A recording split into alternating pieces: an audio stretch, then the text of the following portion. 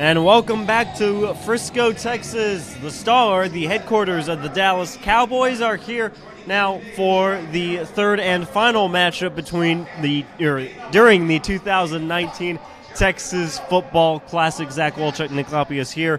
Now, the first two games we saw some very good players, but now we're getting to see the players that are going to be making an immediate impact for their high schools this year. Yeah, no doubt. We actually have a couple of guys that might even already have some collegiate offers in this one, and an outstanding quarterback that's going to be playing over for the Stripes team, and Jake Strong. James Madison's an outstanding receiver that'll be playing for the Stars. We also have a couple of guys in the trenches that we'll highlight during this one, so this should be a thrilling game. If it's anything like we just saw, we're in for a treat. Well, there's obviously a lot of big players down there. Eric Chiafalo is down there right now. We're going to go to him in just a moment to kind of get the atmosphere of what's going on in this third and final game. But first, we're going to pause for a moment of silence and then the playing of our national anthem.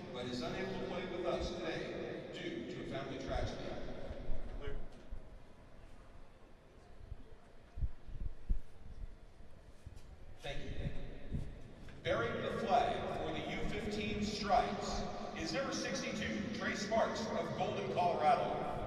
And bearing the flag for the U15 Stars is number 50, Jacobus Veteran of Bothell, Washington.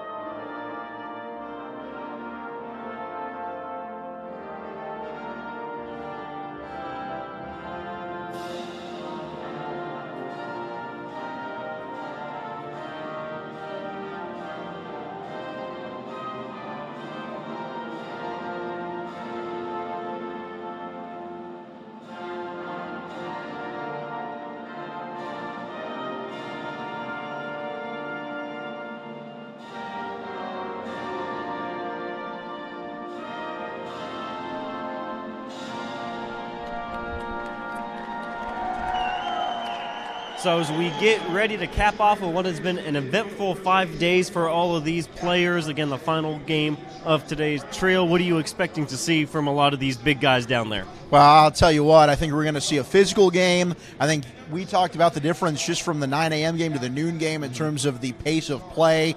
I think the speed of the game is going to be the best that we've seen. So hopefully this one's another barn burner. We got a lot of highlights that we'll be able to run through. I think it's going to be close. Well, it's going to be exciting to watch for sure, and we've already seen the size of some of these players. Someone who's seen it up close and personal is Eric Chiafalo down on the sidelines. Eric, what is it like down there? What is the atmosphere down there for this final of 3 games? Oh, the energy is fantastic down here, Nick. Thank you very much. The size, you said it. I mean, I'm looking up at all these guys. I'm amongst trees. They look like grown men. They do not look like they should be playing on Friday nights. Most of these guys look like they should be playing at least on Saturdays. And I got a matchup for you to watch here. On the offensive line for the Stars, you have a guy named Philip Gallegos, absolutely monster human being. And on the defensive line, guess who? Mr. DeAndre Carter from Temecula, California. The dude's already got some college offers. That battle in the trenches between those two beasts is going to be something to watch for today. Everything I'm hearing, talking to these coaches, talking to these players, it's going to be a slugfest today. The scrimmage on Saturday night, you can tell things got a little bit chippy. There's certainly no love lost between these two teams. It's gonna be physical, like Zach said. It's gonna be a slugfest. I'd imagine this will probably be the cleanest game we see out of the first two. A little bit of the younger kids, a little bit of rust, a little bit of jitters. These guys seem ready to go. I would imagine the penalties maybe down a little bit. Some of that pre-snap stuff. A lot of the turnovers. We'll get that cleaned up. In the first 2 games, we saw a lot of that. I would imagine these guys are ready to go. They're fired up. They cannot wait to dominate the man in front of them. And, fellas, it's going to be a fantastic time. You probably can't smell it from there, but I can smell the testosterone from here. These guys are grown men, and I'm looking forward to a good one. I'll send it back up to you. Thank you very much, Eric. Very excited to watch this game. The Stars and Stripes. Stars are in the all-white uniform, Stripes in all black. Again, the final of 3 games today. And, well, Zach, I agree 100% with Eric. I mean, well, you can smell the testosterone? Yeah, I think so. I can certainly smell the testosterone from here. Some big boys down there out on the field. I do agree as well. It'll probably be the cleanest game we see throughout the day. Oh, you talked about it just a minute ago. We saw a huge difference between the 9 a.m. and the noon game. I think this is going to be a very exciting game to watch, just the skill that these teams have. And, yeah, they've only been together about 4 or 5 days, but we saw that wasn't too big of an issue for the noon game, so you got to think it's going to be even less of an issue as we started out. The Stars start off with the football. As we get things underway, they'll start with the handoff right up the middle, making one man miss, gets back to the line, but it's met by a few black jerseys. Well, we didn't get the opening touchdown run like we had in the previous game that started at noon, but you can already see the size right there. Big number 90 is DeAndre Carter in the middle there for the Stripes. Big 90 in black. That's exactly who Eric highlighted. He's already got an offer from Arizona State. Reportedly, Oregon is talking to him as well. Jalen Davenport, the running back, is brought down. We can bring up 3rd down already. Austin Nash from Colorado Springs, Colorado, getting into the backfield and wreaking havoc from the get-go. So, much like we've seen, the defenses have had success early on. It wasn't much the case in that second game, but it does not surprise me if you start to see the line of scrimmage be dominated, especially the Stripes unit. The Stripes defensive line is outstanding and littered with talent. 3rd and 17, back to pass is deflected out of the hands. Kalon Davis, the quarterback for this Stars team, was looking for Garrett, or I believe Davey Morales, the intended receiver, not able to bring it in. 3 and out for this Stars unit. Kalon Davis from Denton, Texas, just up the road. Well, not just up the road. It's about 30 to 40 minutes or so here from Frisco, Texas. But look, Denton's produced quite a few quality quarterbacks. J.W. Walsh, who went to Oklahoma State. Spencer Sanders from Denton Ryan, who's currently at Oklahoma State now, that I believe is going to be one of the premier collegiate quarterbacks in just a couple of years. Gerard Hurd, who won a couple of state championships at Denton Geyer, went on to the University of Texas. So, he's going to be in quite the pipeline there. A little bit of a shallow punt that we just saw, so outstanding field position early here for the Stars. So now we'll see how this Stars defensive line will match up. As we'll be joined back here by Mr. Chiafalo, and just, yeah. They look huge, man. Terrified. I mean, they look huge from up here, and we're on the 3rd floor of this building. I can't imagine what it was like standing right next to him. It's unbelievable. You actually can smell the testosterone from up here. It's just, yeah, right. I told you. Yeah. Here's a handoff now. First offensive play for the Stripes, and a gain of a few as Jaden Lindsay gets the first handoff. Yeah, and Jaden Lindsay from McKinney, Texas, a player to watch out for in this one as well. Jaden Lindsay, really highly skilled player as we look at some of the notes that we've gotten from Mr. Pops. He basically does everything right on the field in every single situation. He passes the eye test for you. He's got a good build, good low center of gravity, and Aiden Fortenberry made that tackle there. Fortenberry, another player to watch here in this one. 2nd down and 5, and a run by Lindsay gets to about the mark, or maybe just a yard shy. And you can tell Lindsay, he's one of those players maybe a little bit smaller right now, certainly still has room to grow. But that lower body, big, thick kid, he's got thunder thighs, got a little bit of junk in the trunk, if I can say that. I'm a big fan of that's that. Important. That's important from a running back. You've got to have that lower body strength.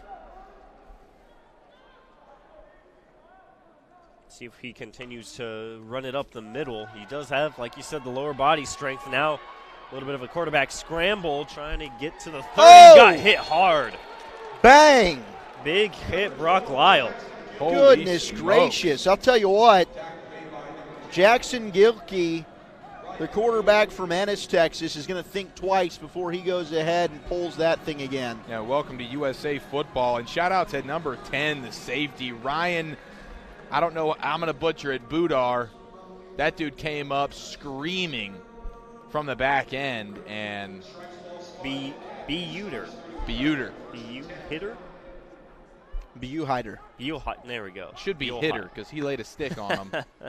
Really, really nice job from the safety. That was a great throw. Yeah, it was. A pickup of about 5. Anticipatory pass right there. Good job. Ball was on the receiver before he even had time to turn around and locate it. That was a nice job there by Gilkey coming back after getting popped. So 2nd and 5, and the Stripes offense is cooking a little bit. That was Gavin Jenkins with the reception out of Colorado Springs. A couple of talented players we've seen throughout the first 2 games coming out of Colorado. See if Jenkins have another big game for his state. Here's another handoff up the middle, and Lindsay gets another 2 yards. Yeah, Ryan Meza coming up there from the safety position. I mean, that dude, we know about him, absolute stud there in the back end, and just an impact player, especially in the run defense. Does not shy away from contact. He showed it right there. I mean, he's transitioned from, he could transition to linebacker. When you look at him back there, he's got the size. He comes up, he puts his nose in everything. That dude could be a linebacker down the line. 3rd down and 4. JT Foreman now in at running back. It's a play action bootleg deflected at the line of scrimmage. Another one of those man beasts out there on the defensive line for the Stars. Number 75, Walker Davis, out of Benton, Arizona. My goodness. Or is that Arkansas? It's Arkansas. Excuse me. Maybe he'll be a future Razorback. The dude's big enough. He's got the body. Yeah, I'm sure Chad Morris would love to have him up there. Did an excellent job. Now, it was kind of a screen scenario, but he got upfield so quickly. Get those it didn't big matter. bear paws up. Bat it down. So you're going to go for about a 42-yard field goal attempt. 4th down, 4. Good snap. Here comes the kick. Has the distance and just squeaks it through. So the Stripes strike first, a 42-yard field goal. Tyler Morgan out of Brookshire, Texas. That was a nice kick. Yeah, it was.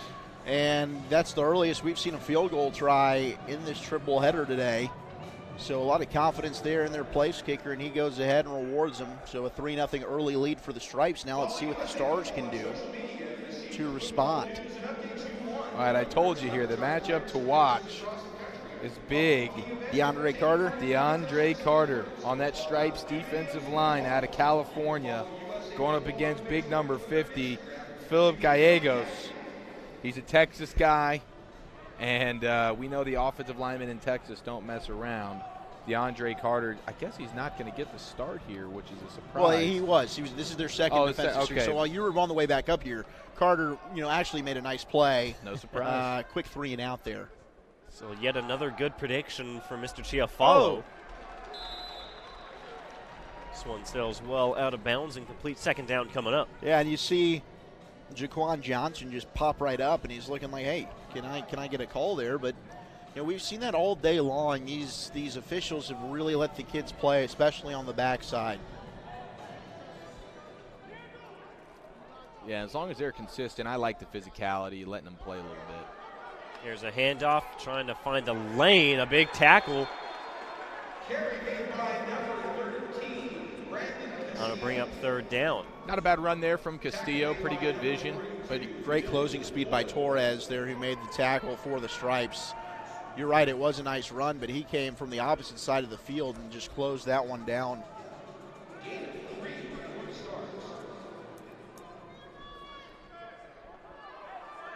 So 3rd and 7, in their own 28. Play action, a blitz coming from the side is caught. Back up toward the middle of the field, has a 1st down and then some. brought down at the 42-yard line. Jaquan Johnson, a good-looking player. He's excited about that one. Just a nice, easy completion there right over the middle of the field, and Johnson does the rest. From Ventura, goodness gracious, the California. size of these lines. Yeah, well, and they had linebacker Caden Torres, number 47, screaming off the edge there, and he was about a half step too later. He would have got the sack. A run right up the middle will get maybe a yard before running into that offense or that defensive line rather. Big 93, Smith, yeah. Evan Keefe. Both of them just pinching in there and eating that one up.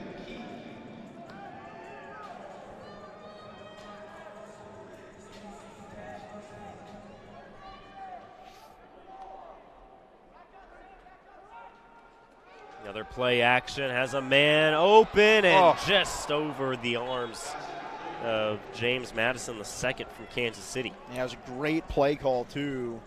And James Madison, who I believe had a really good game in Ohio last year, a game that you were at, Nick, to call alongside Kyle Yeomans. And yeah, that play action, you start running the football a little bit, you get the defense cheating up a little, and Madison was open. Just a little overthrown there. Yeah, Madison, again, another example of in this program for a few years and really start to see the growth year after year. That time not able to bring in the pass. 3rd down and 9. Here's another long pass, and again, just out of the reach. The intended wide receiver this time was Bryson Cornelius from Crossroads, Texas. And that wasn't a bad throw right there, in my opinion. You know, I thought that Braden Dorman put that in a location where his receiver Cornelius had a chance at it. You know, that's one of those where you don't want to call anybody out, but you get a little bit of alligator arms. You got a safety that's coming up ready to blow you up if you make the catch. You hear the footsteps a little bit. Certainly throwing his receiver in a bad position, but not a bad ball. A punt fielded at the 31-yard line, so the Stripes up 3-0. We'll get the ball right back. 6.5 to go in the first quarter of action. USA Football, a member of the U.S. Olympic Committee, offers athletes premier skill building and competitive platforms to represent the United States in our favorite sport. Athletes in grades 6 to 11 can get started on one of 18 U.S. national team regionals held this spring and summer. Top performers earn U.S. national team roster invitations to face the world's best competition and play for at under 16 to 19 levels. And here's the first play from scrimmage back to the line. More hard hits. I love it. I absolutely love it. Evan Oliver, linebacker out of none other than Grand Prairie, Texas. We know they keep pumping out athletes all over the field. Especially linebackers. That is a good area. They've churned out several good ones. And it looks like they got another good one in Evan Oliver. Really nice job there, stringing it along for no gain on the play.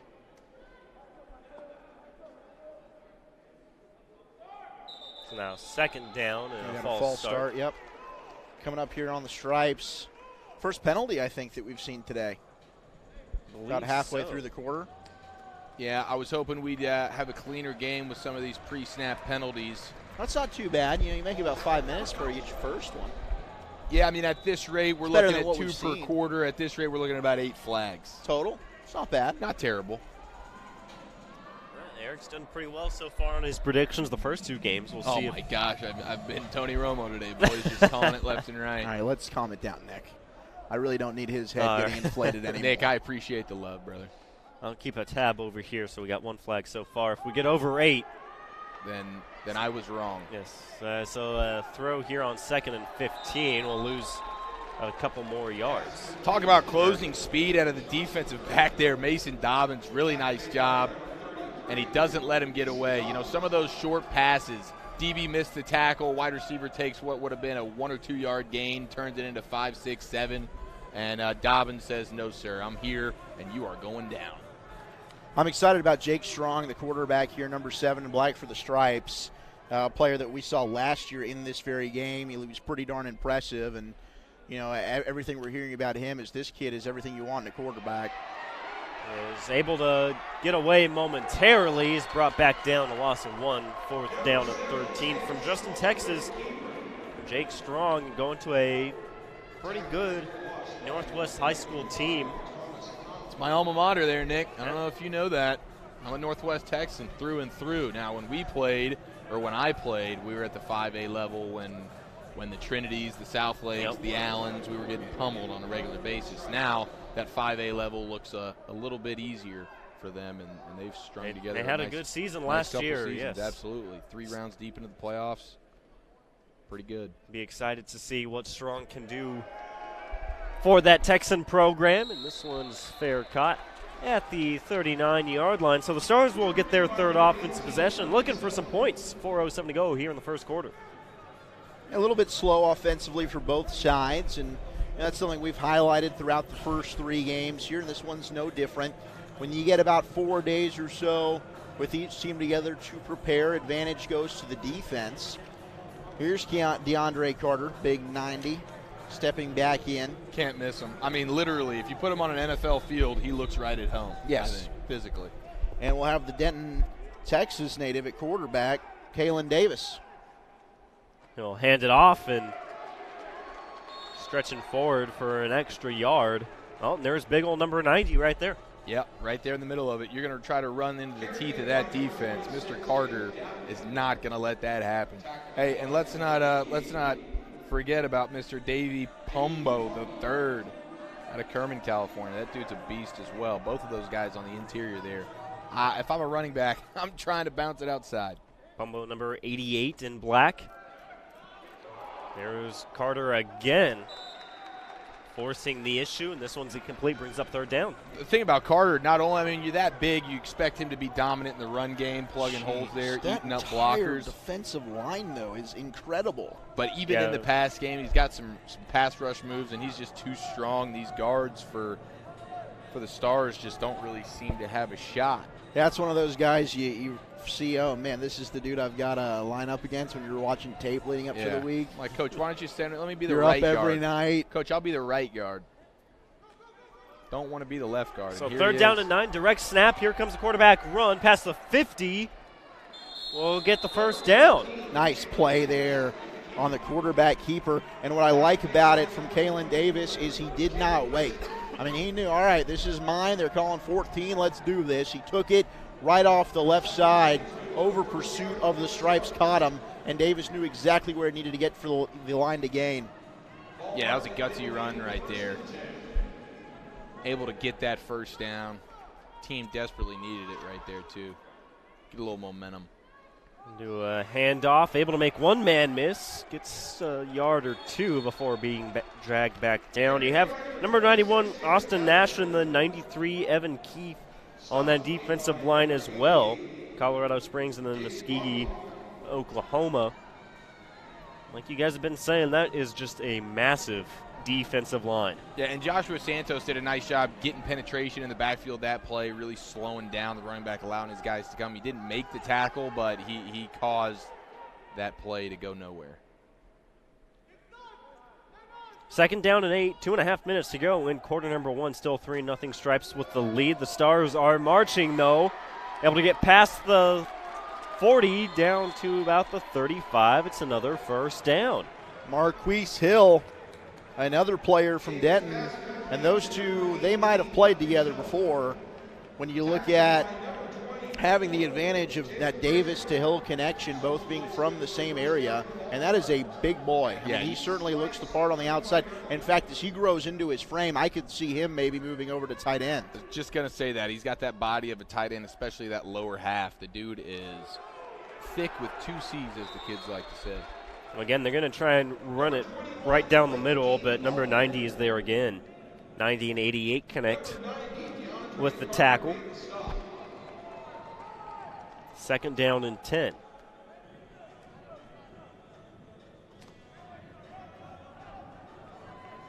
I like the even spread. 2-2 on each side. We saw a lot of spread, but it would be 3 stacked to one side with one receiver on the opposite end.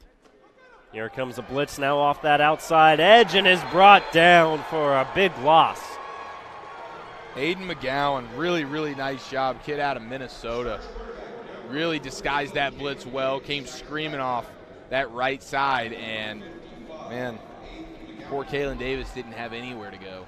And you mentioned Joshua Santos, but he continues also to have himself a nice game. Looks a little bit small when you stack him up next to the other three behemoths along that line, but he's certainly got quickness.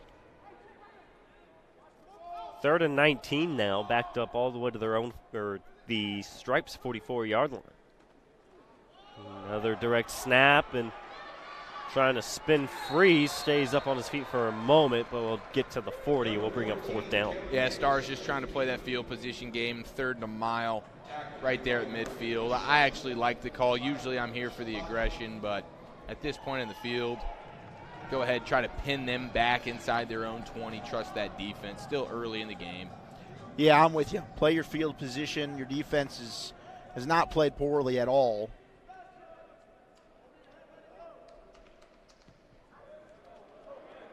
It's a nice punt. It's a good punt. Fielded at the 11-yard line, so it'll be a long field to work with for the Stripes.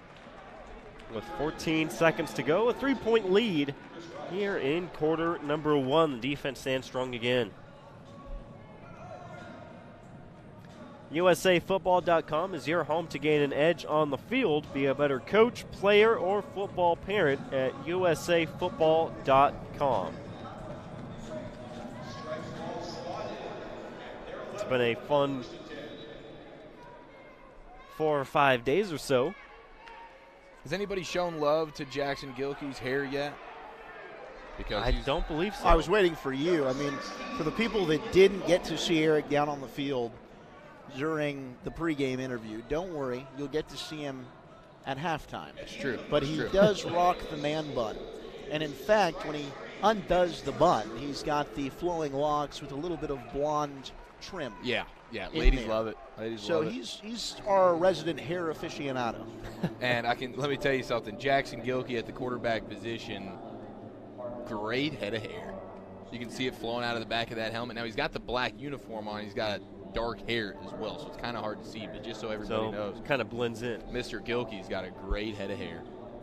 By the way, when you see me at halftime doing a little interview, a little something, it's because I'm going to be talking to the Stripes' tight end number 44, Christian Ingram, out of Rockland, California. We'll have a nice conversation at the half.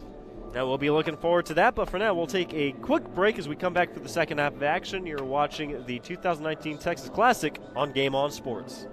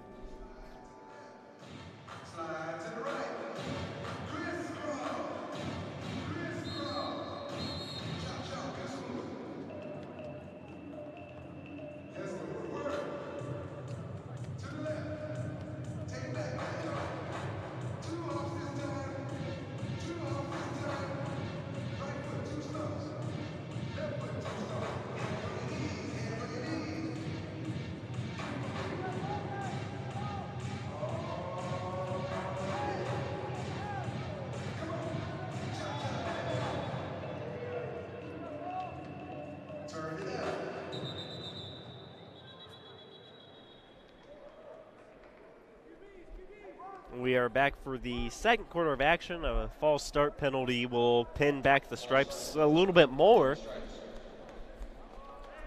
They'll be down to about the 7-yard line. Exactly what you wanted. You're the Stars playing that field position game. You get a really nice punt. And now you got them backed up inside their own 10-yard line, 2nd and long. Maybe defense steps up, gets a little turnover here. Short field for the offense. 2nd and 14 now. Rushing out to his right, throws it out of bounds, bring up 3rd down. Of course, Ryan Meza on the coverage. Dude's all over the field. Yeah, he really is, and he had a chance there to would have been an excellent play, but an opportunity to maybe get that turnover that you were talking about. You getting a little nitpicky now? You trying to get a little greedy? What? Think Meza should have had the pick 6 there? I didn't say he should have, but he had an opportunity to. Gotcha. I specified that it would have been an incredible play. And we think Mays is good enough to make that incredible I play. absolutely do. Well, I'm sure he's got a lot of incredible plays in store for the next 3 quarters. Maybe right here on 3rd and 13. Again, having to roll out. Has a little bit of room, though. big hit at the 16-yard line. Hayden Fortenberry, the linebacker, screaming from across the field with a fantastic play right there. That kid's a stud, and that's the second big-time hit he's had, and he covers a lot of ground. For a dude who's a little bit of a bigger body, and this kid has some tremendous sideline-to-sideline speed. Yeah, another linebacker. Always around the ball. Always around the ball. Been in the program since 5th grade. He's just gotten better and better. He's just grown up here with USA football. It's just been incredible to see the linebacker talent throughout the day. Yeah, a lot of really good linebackers. Especially the size of some of these guys. Like, you see them and you wouldn't think, oh, man, that guy's probably not the fastest, but they are just flying around out there. They got wheels, Chuck. So, again, good field position for the Stars, down by 3. We'll have it right at midfield. 21st Century Football is here, built by USA Football. The football development model is a framework for fun and fitness through America's favorite sport, open to every youth and scholastic program. Sign up to discover football's future at usafootball.com/FDM. Again, usafootball.com/FDM. And the Stars are back out looking to either tie things up or perhaps take a lead.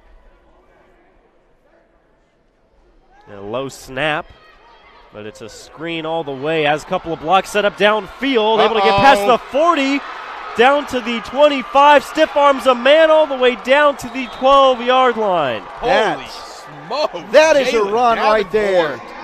Jalen Davenport. Gracious. Like you said there, sir. Now, that far left sideline has been the friend to many running backs today. We saw it previously. But Davenport, holy cow. That was a man run right there out of Davenport. Let's get him the rock one more time. Let him go find Pater. Try and set up another screen. This time was wide receiver, and it's incomplete. Almost looked like a backwards pass. Thought it was a fumble. James Madison the second. You know, that's one of the players that's coming off, having a really good bowl series last year. Expect much of the same from him here today, and maybe a little bit of a high pass, but for Dorman, Madison II's a tall receiver, so you want to put it up there high, and that one just doinks right off the hands. Makes it 2nd down and 10. We'll hand it off to Davenport. Runs right into the teeth of that defensive line. Picks up maybe 2. Yeah, that was a nice job by the D lineman there for the Stripes, but still another physical run out of Davenport. Just a skilled back. Kind of just does all the little things right, all the details of football, the blocking, the vision. The dude's got it all, and he's an absolute man beast, just shrugging off wimpy tacklers.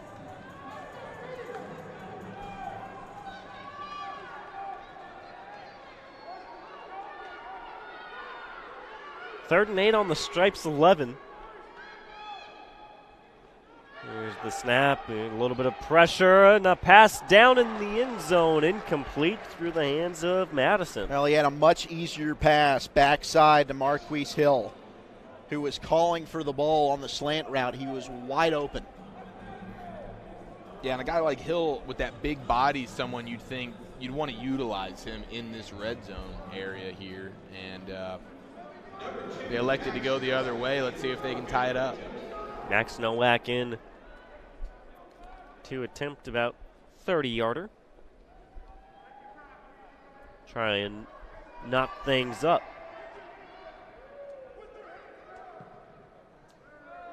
Drills it right down the middle and evens it up at 3 apiece with 9:50 to go in this first half. So a good drive by the Stars. Not able to put 7 up on the board, but do get some points up. And look back to their defense for another stop.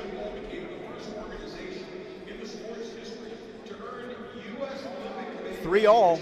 We've yet to see anybody reach the end zone yet, but you can start to feel both offenses now get a little bit more comfortable. You had the big run by Davenport that really set up that field goal drive there. And we'll see who comes back out at quarterback for the Stripe squad as they rotate.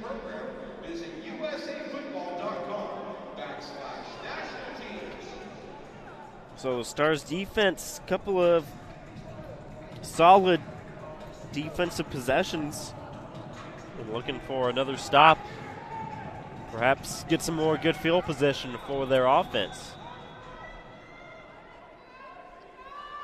1st and 10 on the 25 for this Stripes team.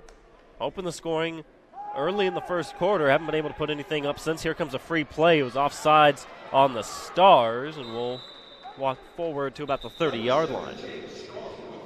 Got a flag down there off that far side, and it will be Jake Strong who checks into the game. At quarterback, Strong from Justin, Texas, as we highlighted earlier. Be an offsides penalty on the Stars, and the Stripes are thrilled to hear that as they'll move it up a couple 5 yards. 1st down and 5 at the 30 now. It's about where Strong got to on the quarterback keeper.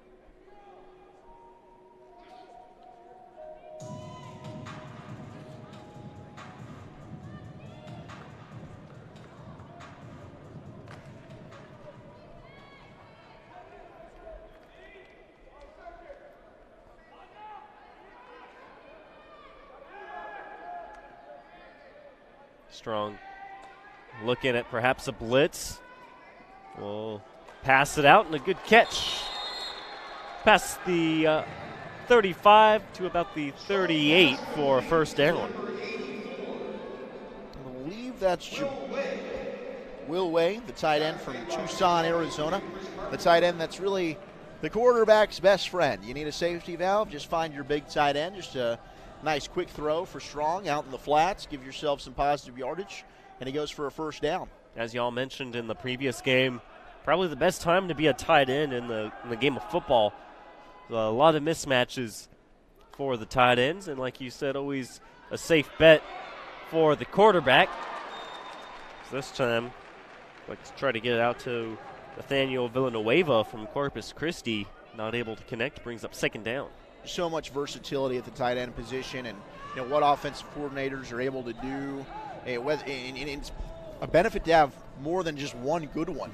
Now we kind of saw the New England Patriots in the NFL transition to utilizing that 2 tight ends set more and more effectively than anybody has before. Stanford's done it very well at the collegiate level, and it's just a position now that it's such a mismatch nightmare for defensive players. 2nd down, a quick corner route is caught, brought out at the 47-yard line, bring up 3rd and manageable. As that time it was Joshua Gerlich, the 2nd, making the catch. Yeah, I like that play call there from the Stripes. They isolate Gerlich there, or Gerlach at the top, or excuse me, at the bottom of the offense, and just a quick ball, rhythm throw, in and out of the hands. Don't let this pass rush of the Stripes breathe down your quarterback's neck. Positive gain. Now it's 3rd and short. 3rd down and 1. It's going to be a false start. Yeah, it looked like the running back. Lindsey. Hey, but look at that leadership right there. Jake Strong with the little tap on the helmet. Jaden Lindsey just a little bit excited. Couldn't hold his water. And Strong with the leadership ability saying, it's all right, we'll get this one back. Now that's tough. It's a terrible time to have that happen because it was 3rd down and 1, and now it's 3rd down and 6. That's the 2nd pre-snap right there, penalty. That is, yes. Shooting for 8 or less. Yes, if we get over 8, then well, it was the 3rd penalty overall. Yeah, so are we going pre-snap penalties or are we going overall? No, we're doing overall. All right. My gray area. So we got So we got 3 penalties. I'm taking you out of that gray area. I'm not letting you live on the fence anymore. All right, so we're 3 of 8. We're on pace to still be on the under. It's a little bit of a misdirection. Not able to hold on to it was Christian Ingram. The design was there. Yep. Certainly with the play action, and then you have Strong come backside, and you just slip the tight end out back door, just unable to connect. Right idea, the execution just wasn't quite there. Yeah, linebacker Isaac Stopke, really nice play there. We've seen him make some plays in the run game. Now we see him there in the passing game. Kind of a do-it-all linebacker there for the Stars. Both defenses looking very strong to start off this game, and here's a very impressive punt back all the way down to about the 18-yard line, so it'll be a long field now for the Stars. 8:17 to go in the second quarter, knotted up at 3. In 2018, more than 10,000 high schools, middle schools, and youth organizations enrolled in USA Football's Heads Up football program. The nationally renowned program takes a comprehensive approach to a better and safer game, covering player safety and football fundamentals for high schools, middle schools, and youth leagues. You can enroll your program at usafootball.com/headsup. Talking about earlier in game number 2 with Pop's game getting safer. Well, one of the cool features about this third game today is the Dell Insight technology. They actually have helmets for both of these squads, are measuring collisions perhaps like that one. That was a stick. Jaden Pritchett, the defensive back from Hollister, California. My, oh my, he came up and absolutely laid the wood on Isaiah Areola. Hollister, huh? Zach, you're still in your Hollister wearing phase, aren't you? You know, it's funny that great minds think alike. I was trying to think of how I could bring up the Hollister clothing brand. Well, you got that seashell necklace on. Color. I mean, you're really doing it big. You know, I never really wore a ton of Hollister, I must say. Really? You're Abercrombie and Fitch guy? I was too fat to fit into Hollister. Really? As a big lineman myself, you know. Go to the big and tall? DeAndre Carter and I, we have similar problems. Yeah, I'm not sure DeAndre Carter's rocking too much Hollister. Did you see him there on your screen? The stop brings up 3rd down and 8 on the 22-yard line, and here's again more pressure from that defensive line. Throws a 50-50 ball, goes over everyone's head. Yeah, 4th down. I think Kalen Davis was sort of anticipating the pressure there. They actually had a relatively good pocket there for him that he could have stepped up into. Sets his feet, yeah, keep scanning the field, find the open guy. He got a little bit of happy feet there, and wasn't sure if he wanted to take off, and then he decided, oh, let's throw it, and he was just totally off balance when he did it. So Stars will punt again. Quite frankly, that was an ugly-looking pass. Yeah, well, you said it. We thought it. This one's going to roll all the way to the 38-yard line, so it takes a very favorable bounce for the Stars. And the Stripes coming back out. Both defenses suffocating so far. Yeah, really getting the job done. It's been a common theme for the most part. Especially early on in these games, the defenses usually find their footing early, and then it takes a little while for these offenses to get going, which makes sense. You've only had 4 days to prepare. Offenses are a little bit more intricate, and like I said, only having 4 days to – as an offensive line, the best offensive lines in football are offensive lines that have continuity. They play together. These guys have only known each other for about 5 minutes. Or 5 days, but fine. First down and 10. Here comes Strong looking for the deep ball and overthrows everyone for an incompletion. Just trying to get that long ball down the sideline. But, a lot of that also is both these teams have some really good front sevens. The defensive lines are dominating up front. We've seen the speed at linebacker. We've already highlighted Meza, who at the safety spot but can come up and play like a linebacker in the box. Total beast.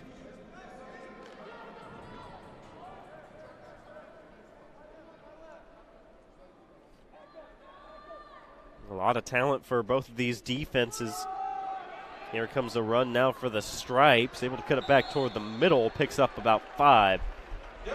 Really nice job on the left side of that Stripes offensive line. Opened up a massive hole there. But the speed, the closing speed of that Stars defense made what would have been a first down type play. Only a 5-yard play, but now it's 3rd and manageable here for the Stripes. Well, it's JT Foreman on the carry. 3rd down and 5 on their own 43. Tied at 3, 6:20 to go. The throw behind will be incomplete. Oh, that was close, being a fumble. Aiden Fortenberry, Clovis, California kid, almost scoop and score. I know Fortenberry's an absolute baller. That was close. How about those helmets, though? When you get that up-close look right there, that American flag waving in the wind on those, they just pop right off that matte white helmet. Yeah, I'm a big fan of both of these uniforms. The all-whites, the all-blacks, very clean look. And both helmets are pretty sick. So a high punt, plenty of hang time, fielded at around the 38-yard line. So again, the Stars will have good field position. Both teams have had some quality field position, but haven't really been able to convert. Knotted up at 3 apiece, 6:08 to go in the second quarter. So we got Braden Dorman coming back out at quarterback for the Stars for this series. See how he fares. Colorado Springs quarterback looking to get his team into the end zone for the first time this afternoon.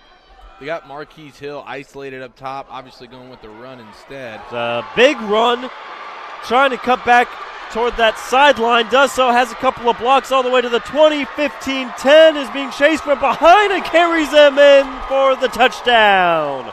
Wow, Jalen Davenport, ladies and gentlemen. Wow, wow, wow. Jaden Davenport, how he stayed in bounds was remarkable, but what about the block from Marquise Hill? That's what I was thinking, man.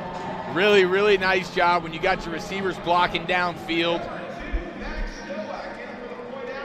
And you got a running back like Davenport that's just shaking off tacklers left and right. Great balance, great vision, stays in bounds along the sideline, and he's got the speed to make it a house call.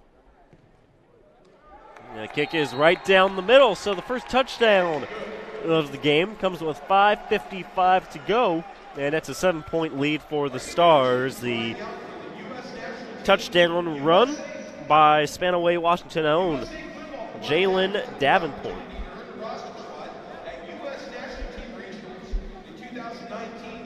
Great coaches are always learning. USA Football makes it easy to lift your knowledge and your team.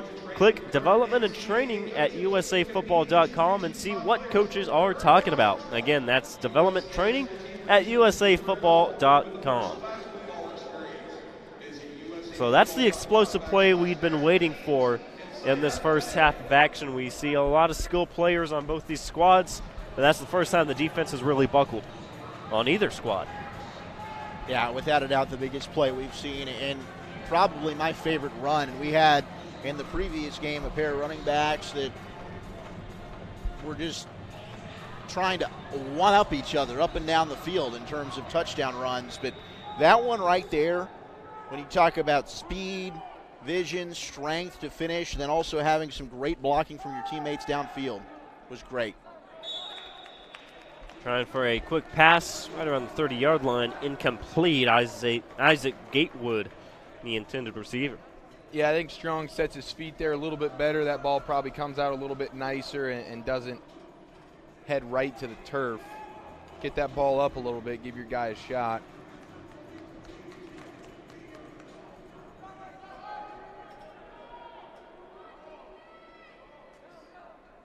Second and 10.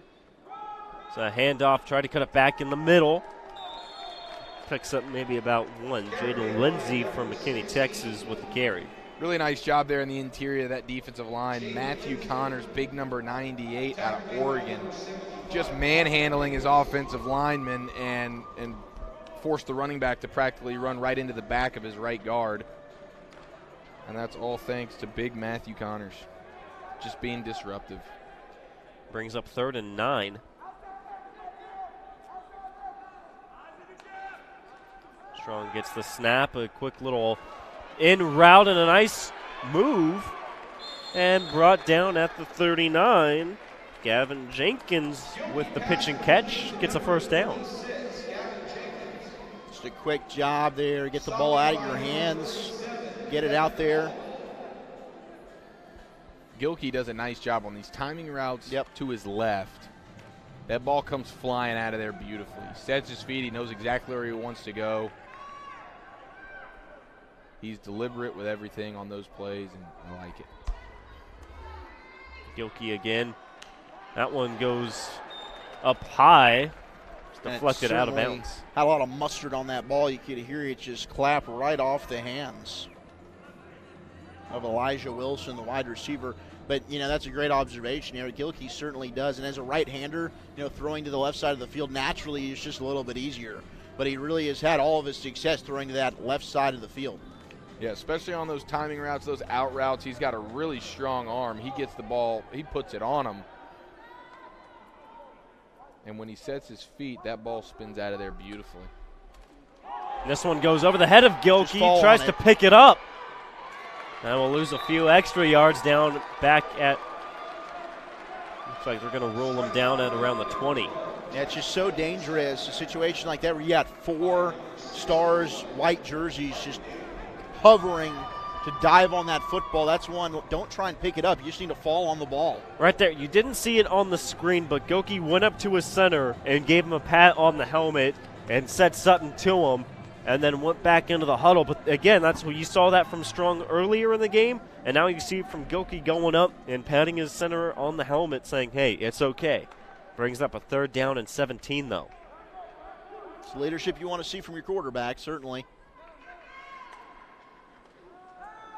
So again, the out route to the left, able to pick up 10 yards. That will bring up 4th and about 19.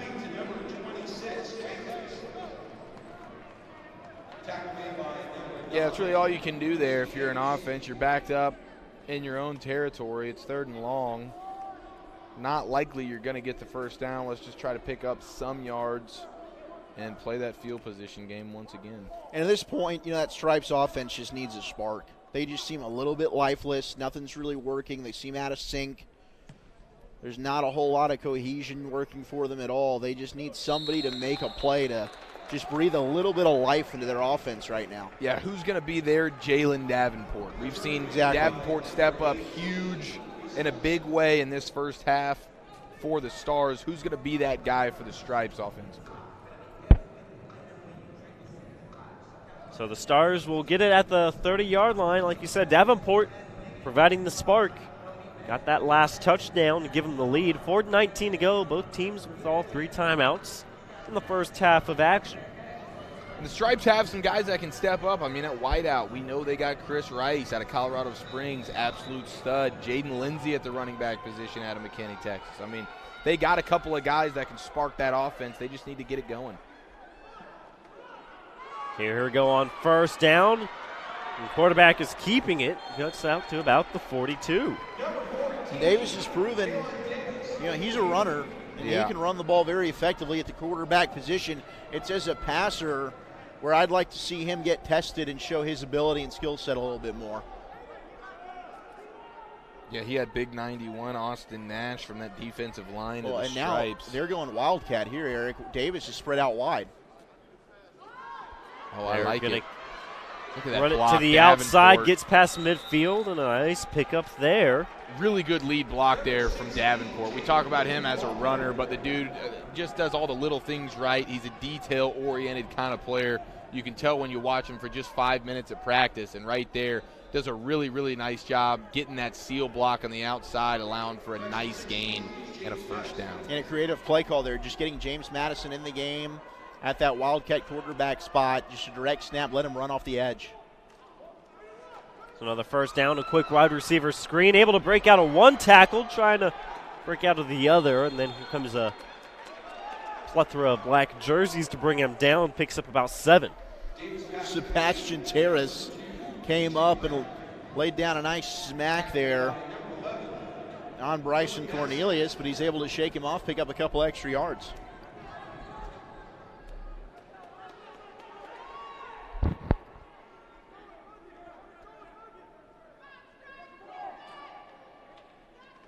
Davis takes the snap, hands it off. And it'll be a loss of 1 or 2 as that time Blake Dean with the handoff. Davey Pombo III with another brilliant tackle. There's a flag down on the field. What was that, flag number 4? It is. All right, so we're about halfway. We're there. I mean, we're matching that quota, but that is just such a fierce interior there with Pombo the third and Carter inside. Good luck running through the teeth of that defensive front. Yeah, well, when Jalen Davenport's in the backfield,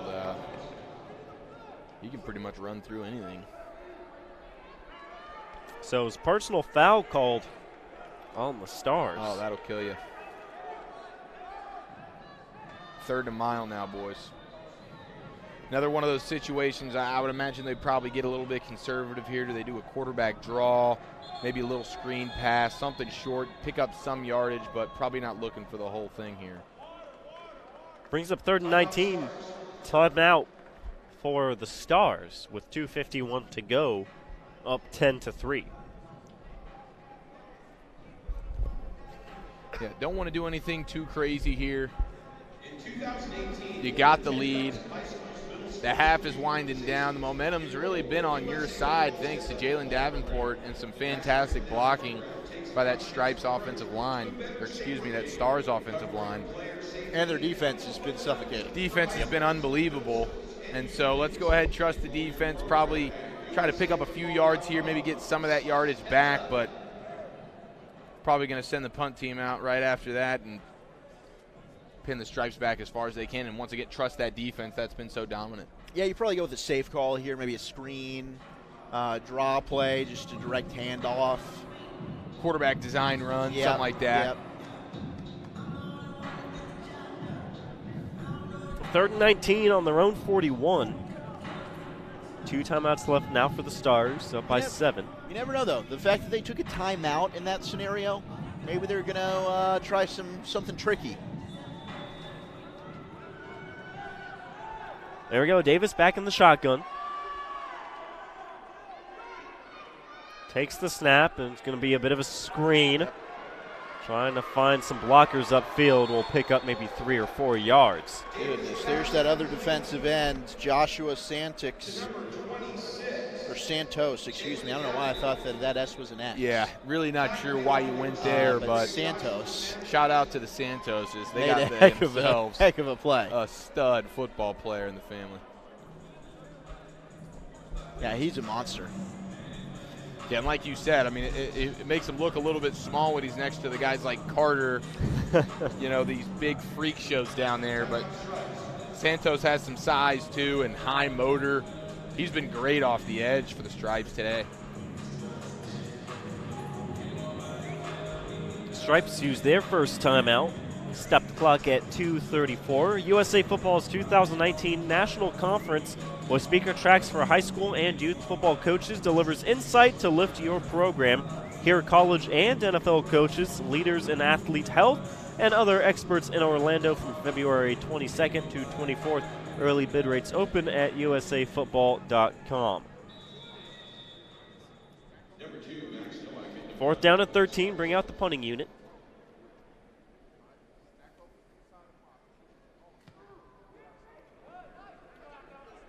This one will be fielded at around the 30. So again, the Stripes looking to find the end zone for the first time today.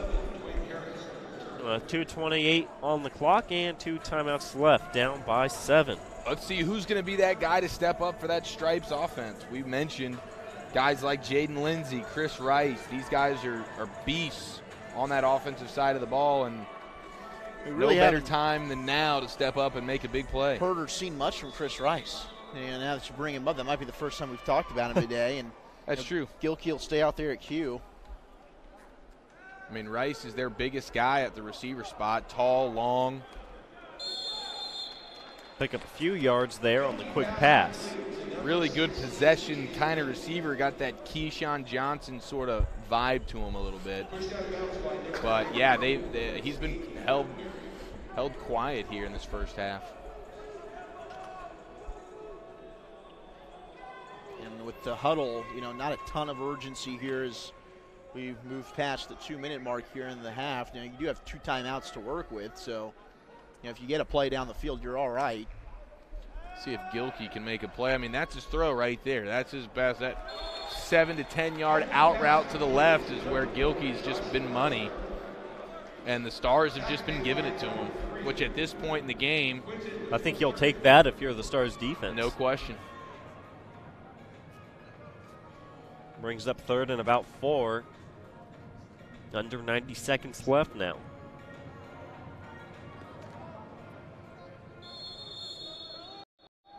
And so now we'll get a timeout from the Stars.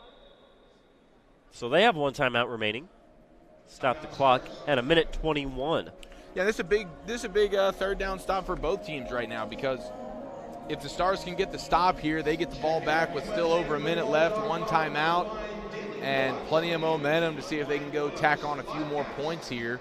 And obviously, if you're the Stripes, you're just looking to move the chains and get some sort of momentum going.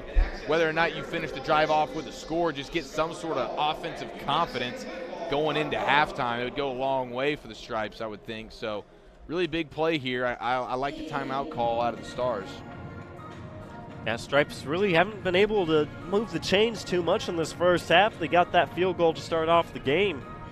Since then, it's been a whole lot of punting for this Stripes team. And it's been the one big run from Jalen Davenport. Put the lone touchdown up on the board, but both these defenses going strike for strike. Let's see what the Stripes draw up here. Big third down. Yeah, it is. And, you know, there's still a lot of football left. It's only one possession difference here, so you don't want to ever oversell this 3rd and 4, but if they can move the chains. Uh-oh. Big hit. Didn't blow it dead. It's a fumble. Picked up at the 10, recovered at the 10, rather. Gosh, thank God for the speed of Jaden Lindsay here. That was an easy Stars defensive touchdown. He was hauling. The fastest human being I've ever seen. My goodness, he was hauling for that ball. There was nobody else other than Jalen Lindsay there for the Stripes. Just he saved made his sure team a touchdown. that he was the one that fell on that ball. It's about him in 6 white jerseys in pursuit. He found, he might have originally only had a 3rd gear. He found a 4th gear. Yeah, to he get that figured it out. football. He breached a whole new speed zone there, man. That was incredible. And the effort. Gotta love the attitude and effort out of a guy like that. One of your star players. Easy to just say, oh, throw your hands up and let the defense go get the ball, whatever. But nope. I don't like the call necessarily there, because clearly the play was designed immediately, you know, for Gilkey's first read to be over to which side? The right. The right side. He's been best to the and left. He's been best to the left. He hasn't had any success on the right so That's far. something we're going to have to talk to Pops about. Yeah, and they had Gerlach out there at the bottom of the offense, out wide, solo, one-on-one matchup, and he's been winning that out route matchup all game long. And I thought they were going to go back to it right there. Hit the sideline, stop the clock, move the chains, but they decided against it. And big 75, holy smokes, Grayson. And now this snap goes over the punter's head. Luckily, there's no Walker rush, so Davis. You're okay. He was able to keep it in bounds, too. And now, very good field position for the Stars with 67 seconds left. They do have 1 timeout. They get it right around the 30-yard line. Well, you'd think you pick up, 10 yards at minimum, you'll come away with 3 points. Yeah, I mean, just a disaster there for the Stripes. The last thing that they wanted to have happen is a major sack fumble or any turnover for that matter. And now they got the defense backs up against the wall, down a touchdown, a minute left to go. All the momentum on the Stars side. Dorman in at quarterback. 1st and 10 on the 32-yard line. Takes a big hit, throws it to the end zone, and is caught. James Madison with the touchdown grab. That was big time. And Wow. we've been waiting for James Madison's moment, and there it was. Just speed, blew past the entire secondary, a good ball, and the quick strike. How about Dorman stepping up in the face of major pressure? He had big number 75. Was that Grayson Gaddy all up in his grill? Still stepped up, made the throw, and I think Jaden Pritchett just got lost there in the secondary. Kicks right down the middle, so it took 7 seconds to put 7 points up on the board. They are now up by 14 with a minute left. That's exactly how you want to close out a half if you're the Stars. Big defensive play, turn around, and couple that with a massive offensive touchdown, and all the confidence now on the Stars side.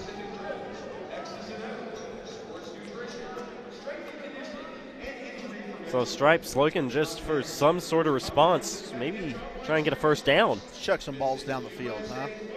Why not? Yeah, let's let Gilkey let it rip. Let's let our receivers try and go up there and catch the football. It'd be nice if you could give Gilkey a little bit of time. It looks like they're rolling out Well, Mr. what you Jake need to do Strong. is roll out to your left, allow him to set his feet if you can, and try and fire off a pass to Rice. So Strong rolling They to do his move the right, pocket now for cuts him. back, is That's Strong. chased down, a flag is down. They put Strong in. Those are the two that have been rotating in and out. Got more laundry on the field. Doesn't make me feel good about my 8 flag prediction. It's number 5 now. Nope, we're on pace for me to lose, boys. I need a cleaner second half.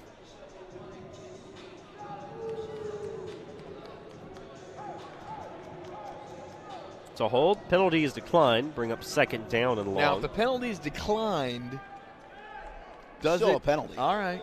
There was a flag on the field. I'm not letting you get away with this one that easy. Yeah, no, clearly. I was ready to give it to for you. vengeance. Nick, I know, but- Nick was ready to hey, you cave get a in. car. You get a car. All right, Oprah, come on. I want the blue one, Nick. Second down and 14, back to the original line.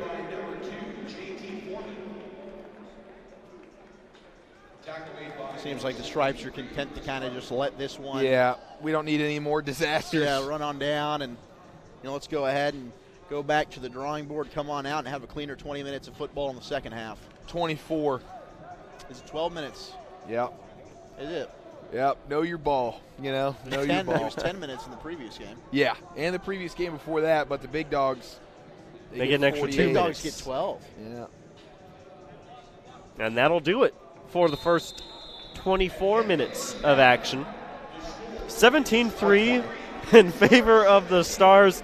We'll be right back. Coming up on the other side of the break, we'll have Mr. Chiafalo back down on the field. And again, we'll be joined up here in the booth by Pops and bring us some more insight on some of these tremendous athletes and some of these giants that are out on the field. Stay with us here. They're watching the 2019 Texas Classic on Game On Sports. A rite of passage, with the field as a classroom and passion marks as guidelines. We see teammates becoming friends, friends becoming brothers. We see moms and dads standing tall as their kids dig deeper. We hear laughter and lectures, pads popping, praises sung through a face mask, echoing over proving grounds, where character grows stronger and lessons last a lifetime. But we also feel the power of teamwork and the magic of mutual goals. We feel the emotions of triumph and loss, the development and growth of team. And that's why we do what we must. To certified coaches are trained. To verify safety measures are taken. Testify about the values of the game. To strive relentlessly to satisfy every player and coach's desire to be better. We are caretakers of playing fields that yield enriched lives, teachers and protectors of an American tradition. It is a responsibility we all take seriously, a challenge we all must embrace. Because we are forever football.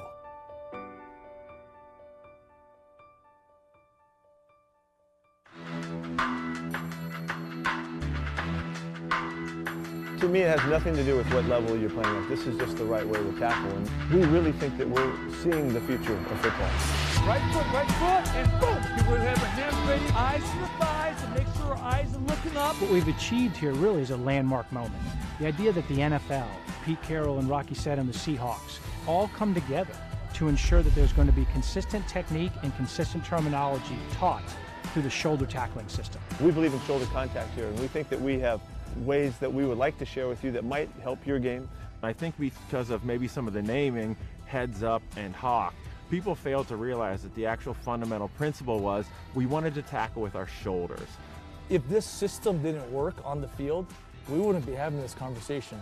This is where the game is going, and we want to make sure that we're working as best we can to solidify this game for the future.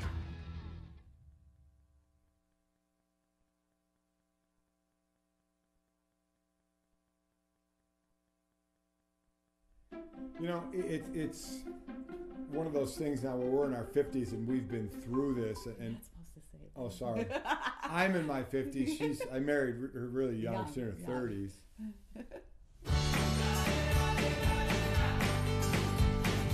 I mean, I think the most important thing is that you kids play sports for the right reasons. You know, sports has always been a part of my life with my two brothers and my father coaching us in just about everything. Your motto and your athlete's motto should be to treat others as you want to be treated. It's kind of like just let the coach coach the kids, just let the coach deal with the officials. Be the way you want your kids to be. We can't express how much youth sports help our three kids. Welcome to USA Football's Virtual Parents Clinic. My husband Mike and I want to share what we've learned both through our own experience and talking to football parents across the United States.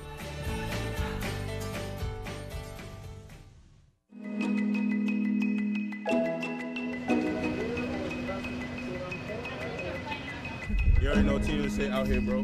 Team USA, we out here giving back to our community. You feel me? It's the only way to do it. I am so grateful to have this group of young men here today from USA Football. They're here engaging with our students. USA! USA! USA!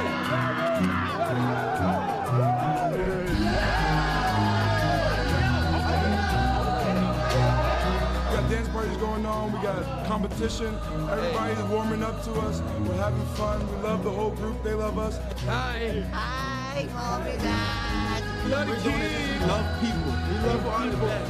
Hey! Spread the love, we should spread the love. He's gonna be on my side. Y'all are our future, and I look around and you guys are gonna be off in college, off in careers in just a few years.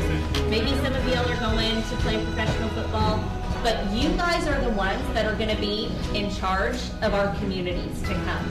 And you guys are the ones that are going to have the opportunity to interact and to hire people that have intellectual disabilities.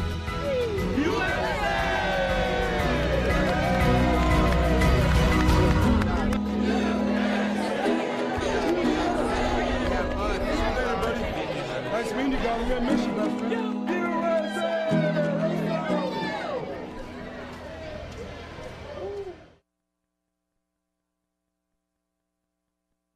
Y'all two, we'll just bring you. Yeah. Y'all two right there. No, you. Yeah, come on, you good. You gonna be right here, and we gonna send it back. Or the strongest person needs to be in the back. Yeah.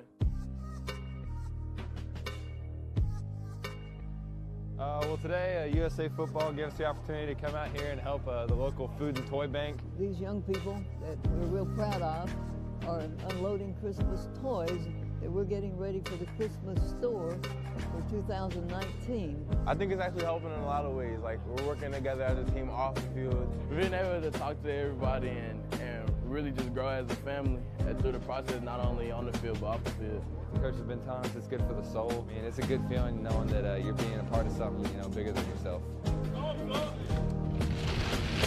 Hey guys, thank you very, very much, y'all. We appreciate it. Thank you, thank you. Thank you.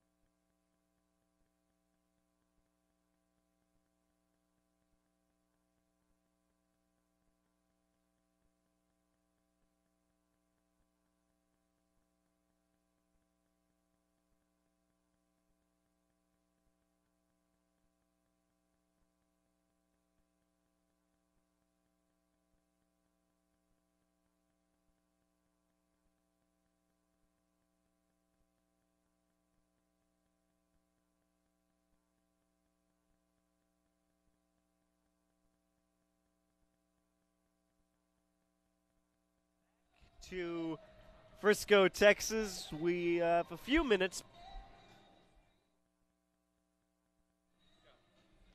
Welcome back to Frisco, Texas. We are getting ready for the second half of action. We're now joined by Pops back up in the booth, but Mr. Chiafalo is back down on the field with another spectacular player in the first half. We'll go ahead and toss it down to Eric. What's it like down there?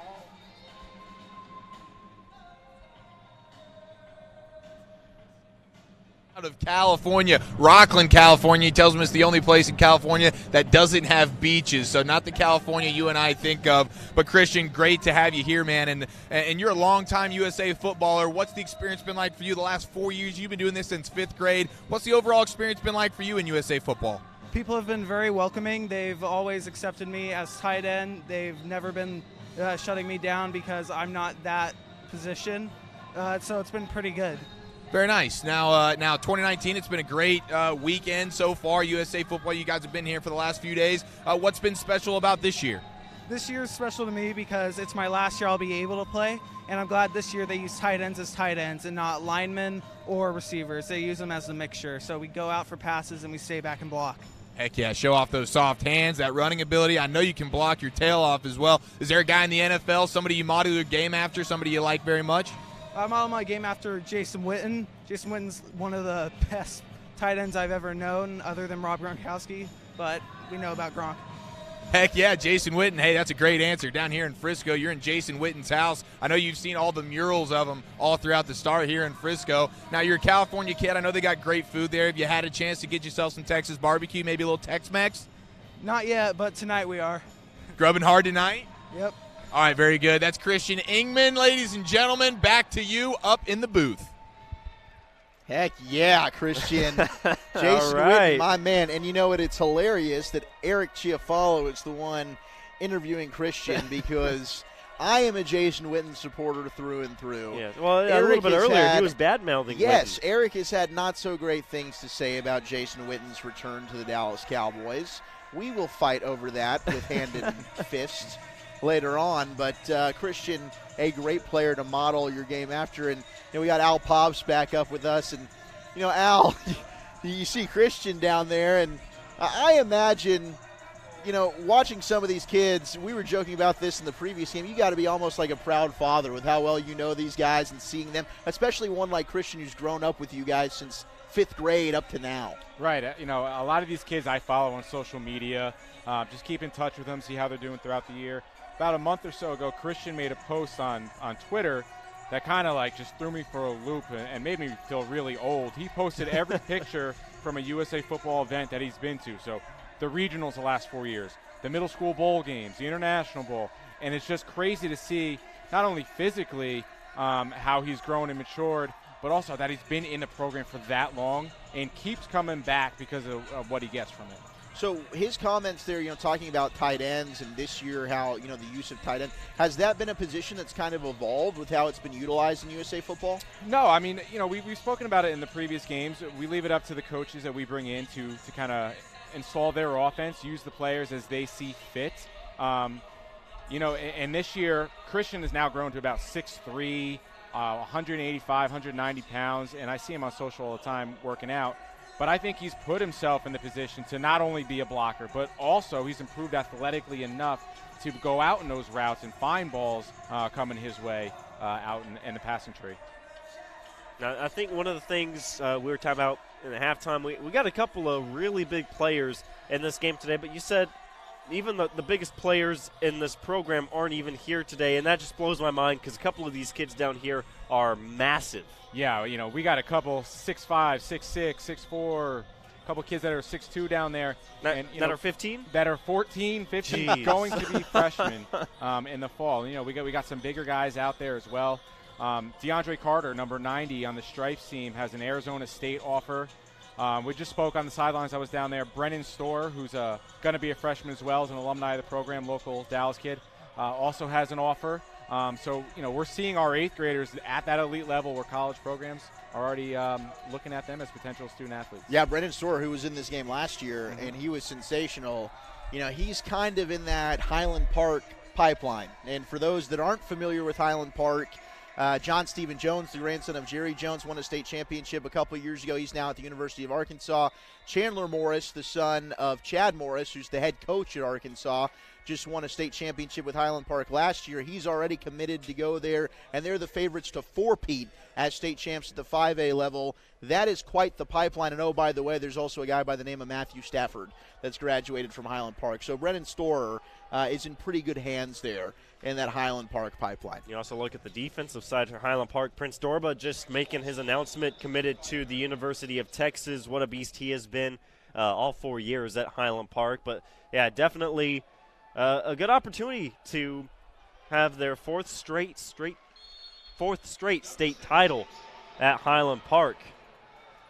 The first play of the second half, about a 7-yard run. There's Christian actually out there blocking at the tight end position, and a little bit of extracurriculars after the play. I mean, one of the things we've noticed that has set the tone in this game above the others is the physicality and the pads popping in this one, and I know that transitioned even to the scrimmage that you guys had on Saturday night. Yeah, those pads were popping, and those kids, these two teams, I know we're all one country, but right now these kids do not like each other, and it's a great battle.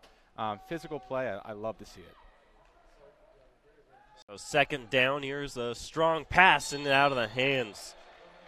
As Jake Strong is back in at quarterback again from Justin, Texas. Yeah, and another Texas kid from Jake Strong. And, you know, obviously I'm biased. I'm from the state of Texas. But I do believe that this state develops the best quarterbacks in the entire country. I think that's been proven when you look at the NFL landscape and collegiately as well. You know, Jake Strong, one of these kids that, you know, today the Stripes offense has struggled, but he certainly seems like he's got an excellent skill set. Yeah, Jake's been with us for 3 years as well. He is the best leader that I've seen on the middle school level in all my years, over 10 years of middle school football. The third down, a big run, gets the first down. J.T. Foreman out of Turlock, California, picks up the first. Seems like always Texas and California at the top of the list at providing some of the best football players throughout the country, and that's been apparent throughout the days. You look down the rosters of all three teams, you typically see a lot of Texas and California. Colorado's been a big one as well, but it's mainly been those two states. Yeah, they send us a lot of kids. They come to the regionals, and they flat out ball. So, you know, we don't care where you're from, but those states are traditionally powerhouses. So Strong getting flushed out of the pocket, will throw it away, bring it second down. Talking about the physicality of these two teams, and well, something that I believe you guys are doing for the first time, at least at this age group, you guys have some interesting technology in the helmets for this game. Yeah, Riddell, one of our major sponsors here, all these kids in this game are using the Riddell Insight technology. So it's technology that's laced inside their helmet, which tells us the impact, how often, how hard of an impact it is, and it's all geared towards researching the game, researching the equipment, making everything safer and better. So we can monitor if a kid gets hit, you know, not anymore. It's not, oh, we got his bell rung. We can see what the situation is. Well, Strong got hit hard there. And that technology, something that you maybe go back 5-10 years ago, that's technology that you wouldn't even thought of or heard of in the game of football. And now you're getting to use it here at this U15 game, and that's really cool. It's the first time, of course, using it at this level, but you guys use it a lot at other high school events, though, correct? Right, at our International Bowl in January, that's at AT&T Stadium, when we get other countries come in, you know, Japan, France, Panama's been, all the Canadian provinces, Mexico. We put that technology in all the helmets there because it helps us keep the kids safe, and also, again, leads to research and making everything better for everyone. Definitely very exciting technology we get to use here today for really the entire sport of football. Here's a third down and 18. Strong with a pass will be ruled incomplete, bring up a fourth down. The amount of pressure that this Stars team has just been bearing down. You know, it doesn't matter what quarterback's in the game for the Stripes. There is just absolutely zero time back there to look downfield. The running game has really been dismantled. I mean, this front seven has been absolutely sensational for the Stars here today. And another punt situation for the Stripes. I think that's been a theme, and, you know, feel free to disagree with me, but I think it's been a theme that the D-line play has shined in all three of the games, all six teams. No, I do. I absolutely do agree with you. I do have some things that I want to bring up, though.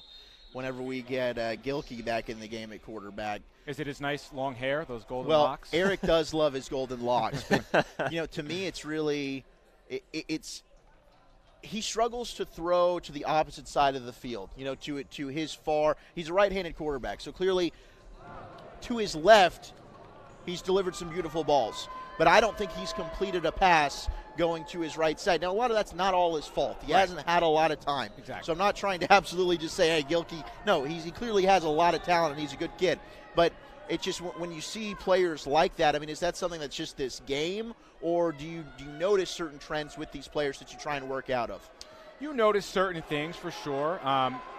The one thing with Gilkey, though, that kid is so well balanced. I think we've seen him make a lot of great throws. I also think we've seen him keep the ball and also, live the play another day in a couple situations as well. So yes, there's obviously no players ever complete, but I think they're doing a great job of getting these kids equal amount of reps and a lot of playing time, and just really helping their teams in any way they can. Now the quarterback out there now in Davis, a Denton kid. We've had a lot of good quarterbacks come. Oh, look at this trick play.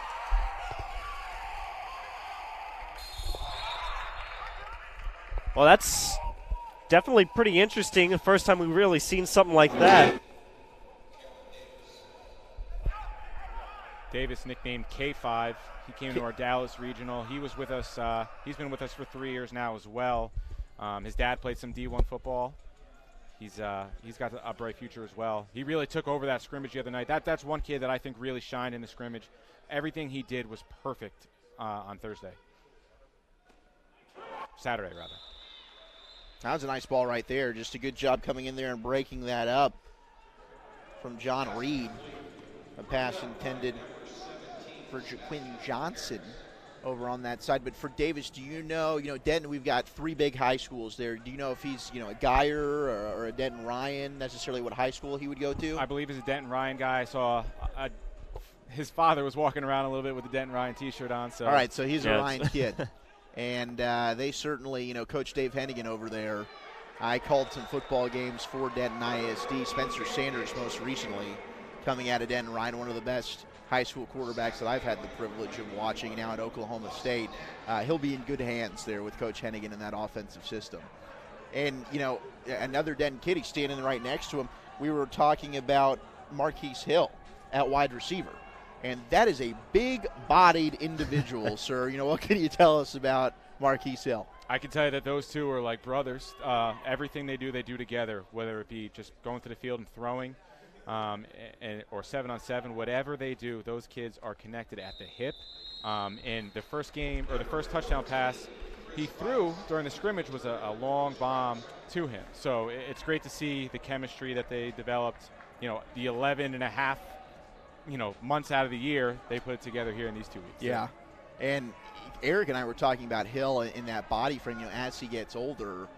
It wouldn't surprise either of us if he maybe made that transition to tight end. I mean, is that something that maybe USA Football, watching him, that you could see that as well? I don't know. I love him right now on the outside as a big body receiver. You get him in the red zone, he's a target. He's a mismatch. He's physical. I mean, there's not much I could say that I'm not pleased with. The speed, that can always improve, right? Everybody wants to be faster. But inside the red zone, I mean, man, he could be magic for you. You'll have Gilkey coming back out. So we'll see if they go back to that right side.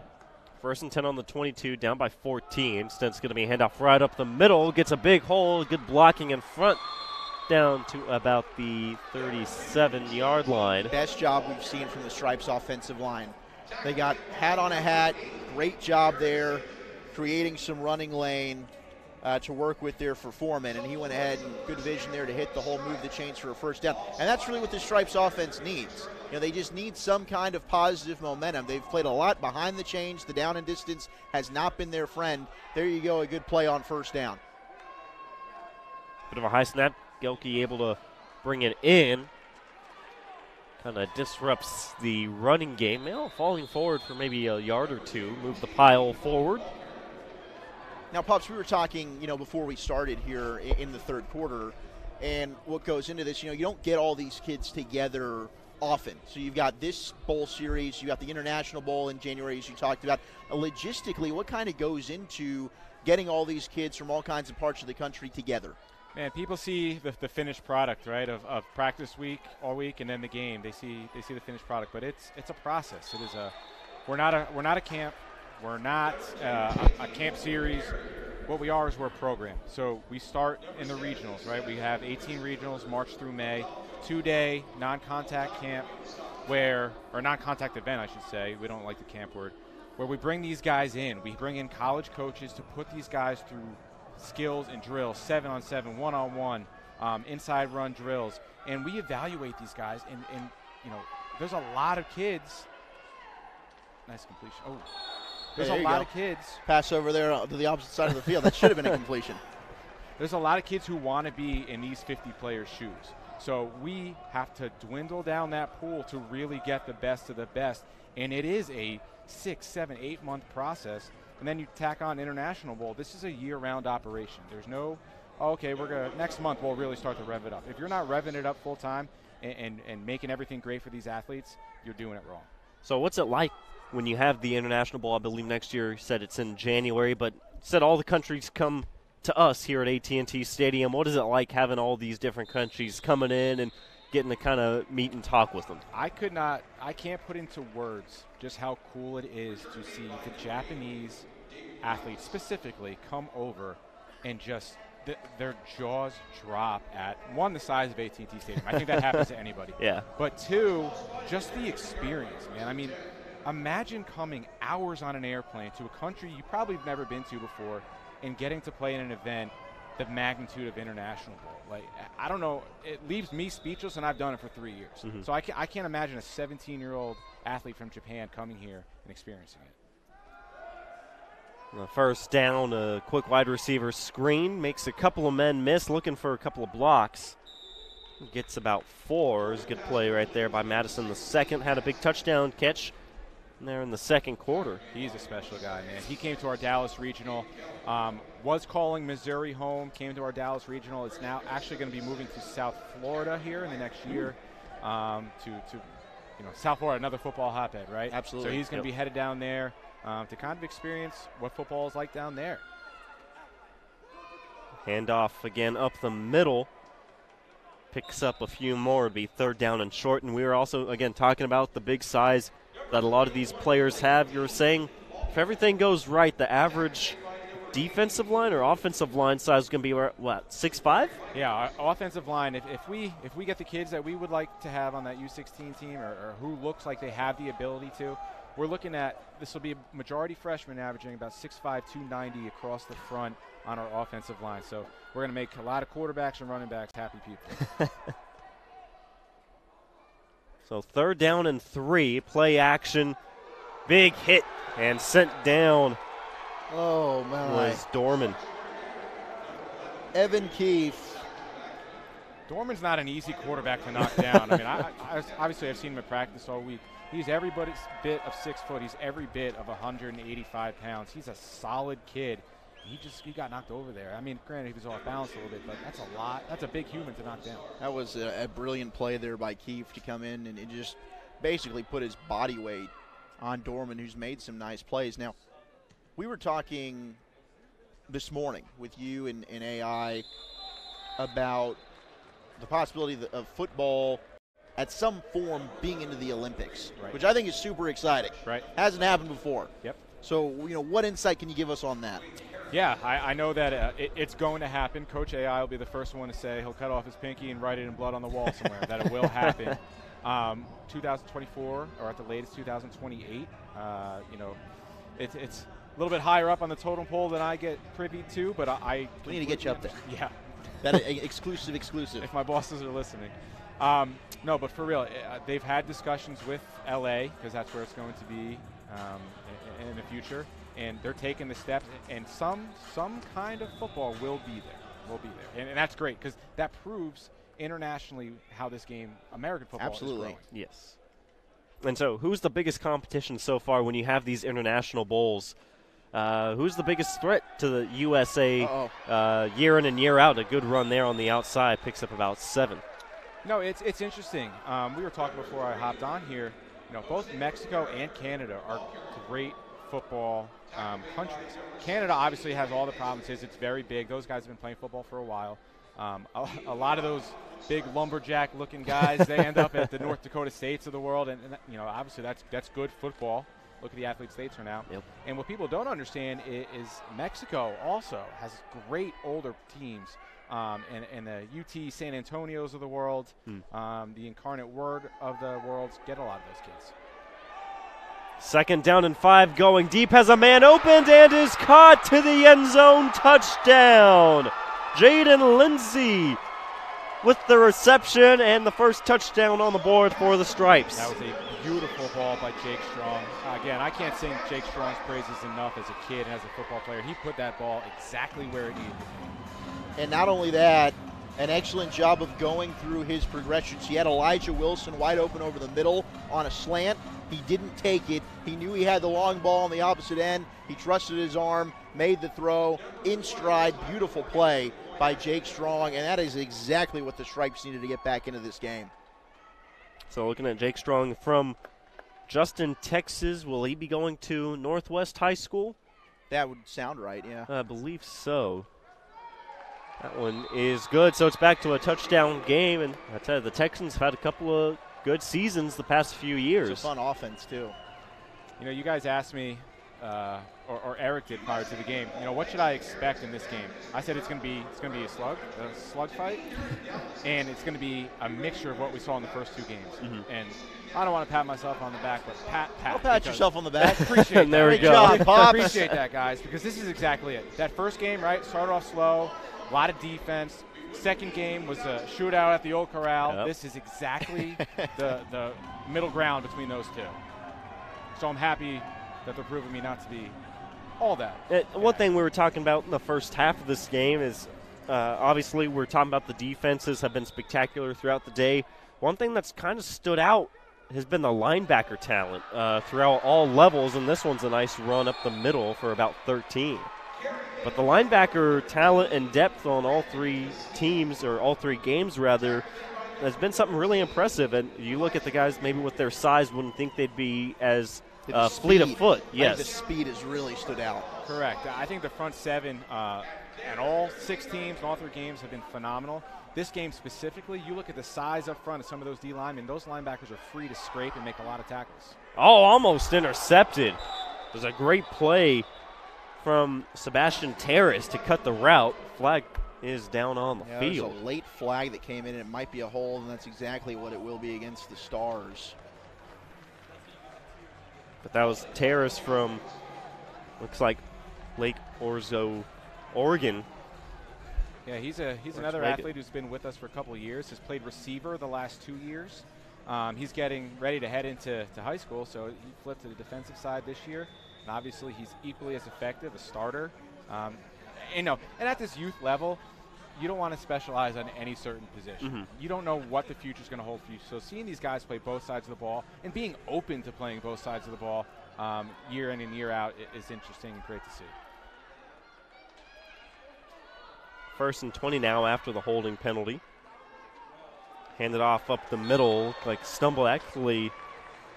Was brought down by Santos. Again, number 73 doesn't look that big compared to the rest of the line, but he's still a pretty big guy and a very talented guy on that defensive line. He is the heartbeat of this defense. That kid plays with an unmatched intensity, and I know that sounds like cliche football speak, but he literally plays until he makes himself sick with his high motor and his energy. And we've seen it here today. This kid's been flying around the field like his hair's on fire. And there you saw the size mismatch. He got kind of eaten up. He tried to go low, and I love that. He gets right up, and he had a great battle there with the offensive tackle, and he just gives him a pat and goes back about his business. Yeah, big Phil Gallegos, all of 6'5" or 6'6", going against Santos. I mean, it's a task right there. It's hard to move a mountain. That's one thing, again, that's been really a joy to see throughout these 6 games. Like you said, it kind of got eaten up there and didn't look the best, but just gets right back up. There's been mistakes from everyone on all 6 teams, but no one has really let it get to them. We don't see anyone kind of pouting or anything. We've seen some great leadership. And after every bad play, the player just gets right back up and is ready to go for the next one. Something you don't see really a whole lot at players at this age. Right, and I think also the leadership from the quarterback, specifically on the stripe squad, has really stood out after some errors, some poor snaps. They just go over and a lot of teammate support. And it's funny because, you hear about some of the chippiness that might have gone on with the scrimmages, but, so far through all three of these games, I think the sportsmanship has really been on hand between all these teams. Once again, that comes from the top down. We bring in Coach AI does not allow, as he calls them, slaps in the program. So we get top-notch coaching. Those guys tell the players this is how it's going to be, and the players respond to it. So that is a direct reflection of the leadership that we have. A fourth down, here comes another punt. Beautiful. And we've seen some really good special teams throughout the afternoon. Yeah, that was a nice one. And this is a big drive coming up for the Stripes, down just to score. They have a little bit of momentum on their side. 2:35 to go in the third quarter. I'm wishing time would slow down. I don't want to leave you guys here in 2:35. It's nice up here. We just need to get you an extra headset and hang up and enjoy the fourth quarter. I'd love it, man. I'd love it. Now, what fascinates me is you mentioned France as one of those countries in the international world. Now, France obviously is known as a soccer nation, but one that they would call a football nation. So is there any football? So is there any kind of this is football or football? Any confusion there? Well, this will be the first year that they're going to be part of International Bowl, so we're super excited to obviously get another country in and continue to grow this thing at an international level. We saw it with basketball in the early 90s with that European boom, right? The Tony Kukoc came over and the world stopped. And then, we see Dirk Nowitzki now, one of the all-time greats. I mean, guys, there's guys that could play football in other countries as well, okay? It's not just here in America. So we're going to continue to see this thing grow internationally. On average, how many countries have traveled to AT&T Stadium in the past few years for the International Bowl? You know what? There's a big run there. My goodness. Muscling his way through for the first down. JT Foreman. My goodness. Nick, to answer your question, it varies year to year. There is Canada football, and then there's the different provinces also have a team. So, Saskatchewan has come, Ontario has come. So you can't really put a number on it. It kind of varies year to year. But it doesn't matter. We are excited to get any country to come and match their best against our best. That's definitely exciting to hear. Adding another country into the mix next year will be a lot of fun. So there's no English team. England doesn't have a team yet? To my knowledge, no. I don't know. Well, you're smiling, but the NFL has made it their business to go over there and play overseas at Wimbledon, and the London Jags are going to be a thing here soon enough. I'm telling you, Jacksonville is going to move to London. I laugh because I was just thinking in my head, English team, America is speaking English. Right, okay. No, that makes sense. That's where my head went. Second down and 10 on the 47. 1:23 to go. Bit of a high snap. Here's a long pass, almost intercepted. And that was Ryan Mesa from Toltec, Arizona. Got a hand on it, bring up third down. Yeah, and he sounds like he's one of your favorites. He's an absolutely special kid. He's got an older brother who's playing running back at BYU. And Meza was the only middle school kid to win the gold ball MVP at one of our regionals this year. That is traditionally, an upperclassman in high school, but as an 8th grader at our Phoenix regional, our first one of the year, he came back with a gold ball MVP. Another high snap on third down and 10. It's a quick pass. That time completed it on the right side. Yeah, that was a good job by Gilkey because it was indeed a high snap. He goes up there and gets it, able to set his feet and then rip that ball over there to that far side. So a third down and 10, and you're fringing probably in 4-down territory. Well, it is 4th down and 10 now, and they're going to go ahead and punt this away. Still plenty of time, just a one-possession game, and the Stripes defense has been really, really good outside of that one massive run and then James Madison's touchdown. Yeah, they've only given up really a couple of big plays, and that's what's been the touchdowns, but for the most part, both defenses have been very strong. So I love to see one possession game with a minute left in the third quarter. That means the teams are balanced and equal. That means all the kids are playing their hearts out. It's good to see. No quit on either side, and we're in here for the long haul, guys. So then when you invite these players to this bowl, how do you divide up who's on which team? Is that just kind of a random draw, or is there any kind of equation that goes draw into names it? out of a hat? Or No, like anything in football, there's a purpose and a reason for everything. So, when the kids go to these regionals, the 18 regionals around the country, they get 3 grades. They get their small group coach gives them a grade, their position coach, their head coach gives them a grade, and the scout that we hire gives them a grade as well. So they get 3 grades.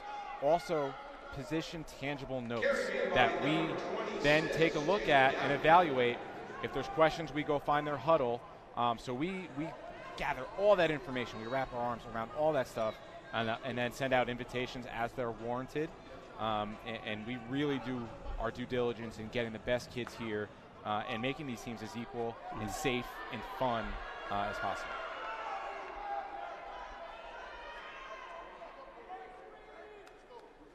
So with 25 seconds to go, 2nd down and 10. This one's incomplete, bring up 3rd down. It's a nice job, though, and we've talked about this previously of running backs coming in and blocking and pass protection. And Davenport peeling off. He had a blitzer free coming off that edge, and he goes in and picks that up, or else his quarterback, Dorman, could have been flat on his back. You got to be a complete player if you want to play at the next level. And that shows that right there.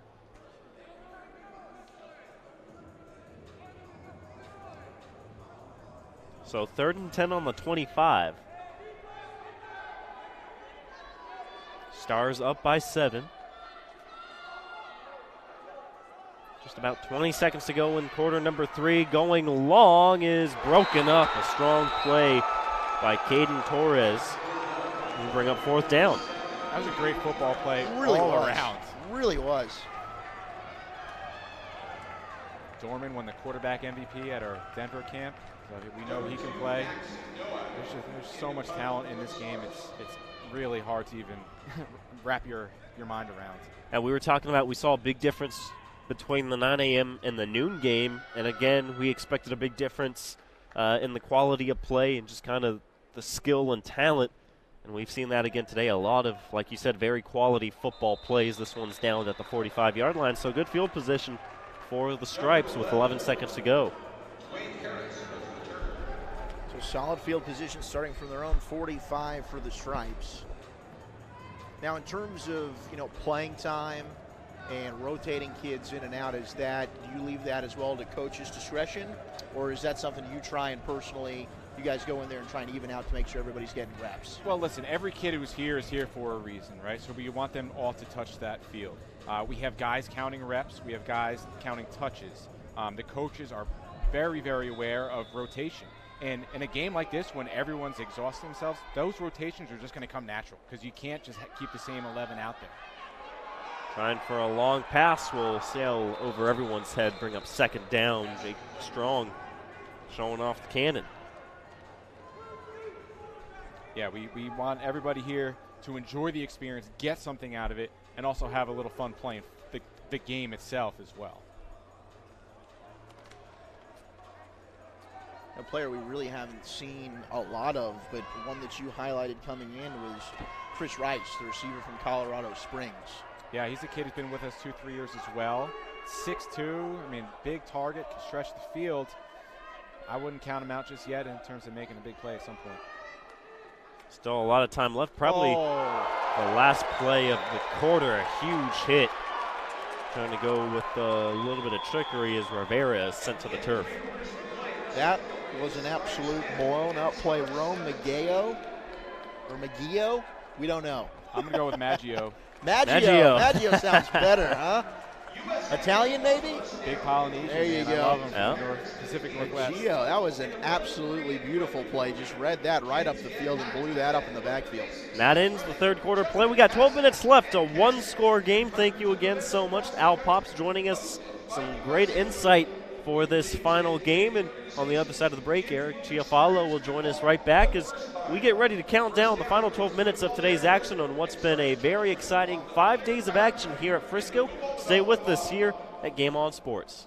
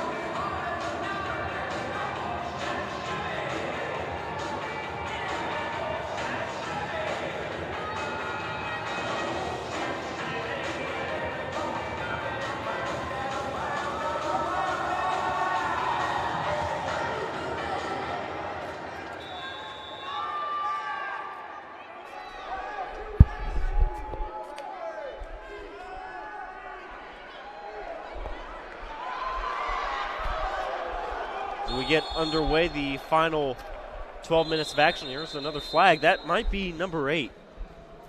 No, I strongly disagree. Did I miss anything, by the way, when I was gone? You missed 2 more flags. You missed a beautiful pass from Jake Strong for a touchdown. Really? And Jake a couple Strong, of flags. future Northwest Texan. My alma mater. Hey, you should be excited. I am. No, I am. Now, I'm not excited about the fact that the defenses he goes up against are like Fort Worth Polytechnic. When I played, I was going up against the Trinity Trojans and the Eagles of Allen. I mean, all look. right? The Dragons of Southlake. Okay, and he's going to play Polytechnic. In my day, we had to walk uphill both ways. Yeah, back in my day, we didn't even get water at practice. With no shoes. By the way, that was the 8th penalty, so. Really? Final, so no more. We need a clean 4th here. The final 11:42 got to be no flags, or else your perfect day of predictions will go by the wayside. Yeah, this great day can go sour really quick here with one more piece of laundry on that field. Tell you, this kid's been running hard. JT Foreman, since he's entered in, getting some touches right between the tackles. Good low center of gravity, just kind of bounces off people. Slippery runner. Going to run for about 4, 2nd down and 6. These have been 2 very evenly matched teams. You got to think they've done a good job of divvying up the rosters for this final game.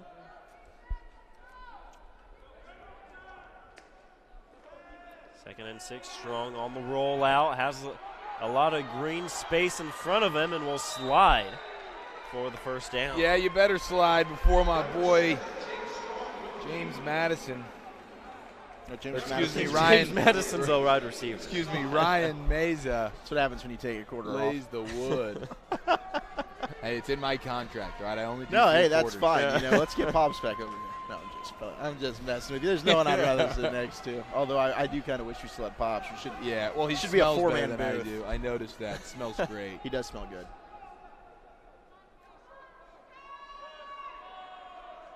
Is he Italian? Did you ask? I need to. I got that vibe. Well, because we just call by him the Pops name. because his last name is extremely difficult to pronounce. Yeah, what's the last name again? I've just been calling him Pops. Yeah, pull it up here.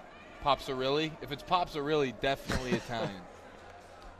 It's not Popsarilli. I don't think it's Popsarilli. Okay. Popsanoli? It's Papadinus. Because I said Papadinus and he said it was close, but I would guess no. If the last name, if the last letter of the last name was a vowel, I'd be all in. He's Italian. But the fact that it's not, Eileen Czech.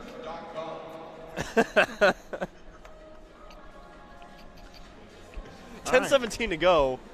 We'll confirm that for the people here football. later. This is a good one here. So it's a one-possession game. Stripes with the ball.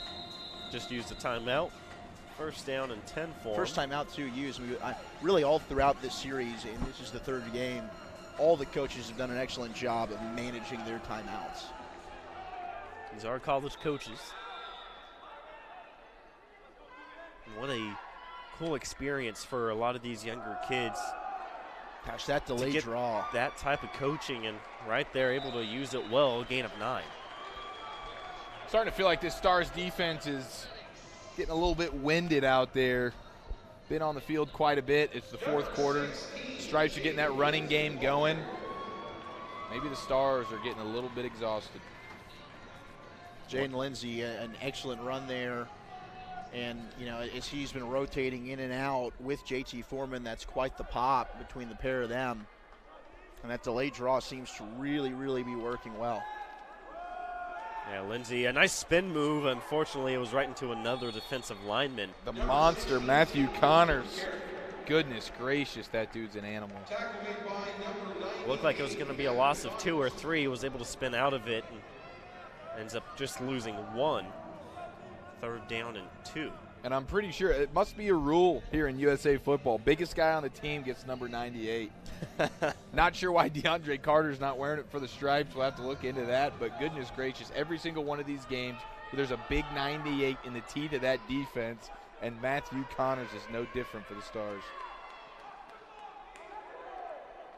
3rd down and 2. Here comes a blitz. Looks like they're going for a screen. A big hit. Oh, man. Oh, they almost had my boy, Christian Ingman, going right up the seam.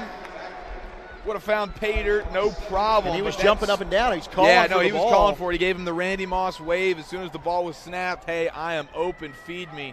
Unfortunately, that Stars defense was all over Mr. Strong. Yeah, Walker Davis making the play. He's made a couple of good ones for that defensive line. And, you know, we talked about maybe the Stripes getting into the fourth quarter. Maybe they'd finally worn down the Stars defense a little bit, but they came up with a huge play there. Now it's 4th down.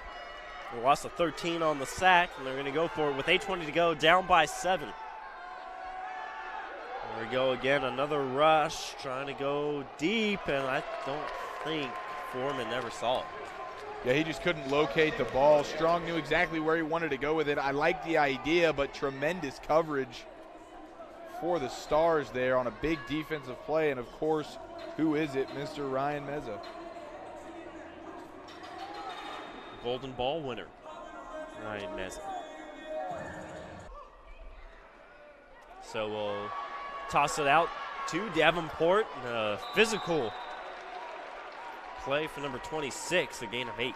Getting it done out of the backfield as well for Davenport. We talked about it all game long. The dude just does everything right.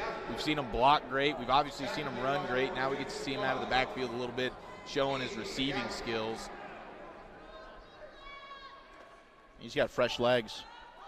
2nd and 2, able to slip out of the first tackle. Not able to break out of the next 3 Stripes defenders, right back to the line of scrimmage. I know we're not dwindling down to the final 2 minutes of the game here or anything, trying to ice this victory if you're the Stars, but I would slow things down here. I wouldn't be so in such a hurry to snap the ball. I mean, you got another 25 seconds. I'd run that down to at least 10 every time. 3rd down and 1, getting out of the shotgun. Trying a wide receiver screen, able to pick it up. A flag is down. They got the first down momentarily. We'll see what the flag is. Yeah, and it's on the opposite side of the field, too. And it might end up being a hold, and that would be a killer, crushing penalty. I know it is for Eric here. That's number 9. I'm officially the loser in our game within the game. And I'll drop down and give you 10 push-ups. Thank you. You say one-handed, or can I use 2? You can use 2. Good. Does end up being a holding call, and like you said, that's crushing. This Bryson Cornelius able to slip free for a first down, be called back for a hold. 3rd and 11 now. See what the Stars have drawn up here on their own 34-yard line. Clock running at 7:04 to go. Another screen. Davenport has it past the 40, lowers the shoulder, got close to that first down marker, back to the line of the original line of scrimmage, that is. And at the 44, it'll be just a yard short. Really nice play in the open field by linebacker number 55, Aiden McGowan, out of Minnesota. We've seen him flash multiple times today, and that's a really big stop right there on 3rd and long. Do you go for it here if you're the Stars? 4th and 1. big-time question here. I think with a guy like Davenport and a big moose on that offensive line, the left side of that line with Philip Gallegos, I go for it. And you just got a 3rd down and 1 with relative ease, and they didn't even run the football. They threw it out to the outside. Interesting. They're throwing it here. There's no Davenport. Never mind. Don't need Davenport to run the ball. I'm over 3 on my play predictions here today. It's Brandon Castillo from Albuquerque, New Mexico, the home of Walter White. I could have sworn, and Jesse Pinkman, I could have sworn that with Davenport out of the game, they'd have thrown that Look, thing. this is USA football. It's Yeah, not they like got they have depth, one talented depth back. galore. They've got about 4. What did y'all think about being in the shotgun on 4th down and 1? Well, we haven't seen a single snap under center, Nick, so I can't say I was surprised. Well, if they go under center there, I guarantee a quarterback sneak, and then after my guarantee, of course, they probably wouldn't have done it. There's a nice catch here and some good yards after catch. How about that? Big Marquise Hill. We said it before. That guy's probably got the body to move to tight end. The lower extremities of this guy, I mean, he's just a moose out there. And for a corner on the edge to have to try to take him down, that's a tall task. And we talked about that with Pops, and he said, look, I like him as a big-bodied outside receiver. And with a move like that, you can see why. Then again, you don't want to put anyone in a specific box yet. You never know. Never. We're not trying to box on anybody in. It's all about projecting.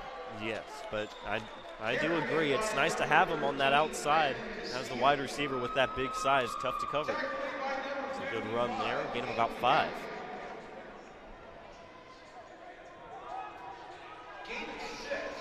If the Stars are able to punch it in here, the Stripes are going to look back on this big 4th and 1 just a few moments ago and being unable to stop them there. Sort of a back-breaking play for defense. Davenport again with a big physical run, picks up the 1st down. Going under 5 minutes left in the game.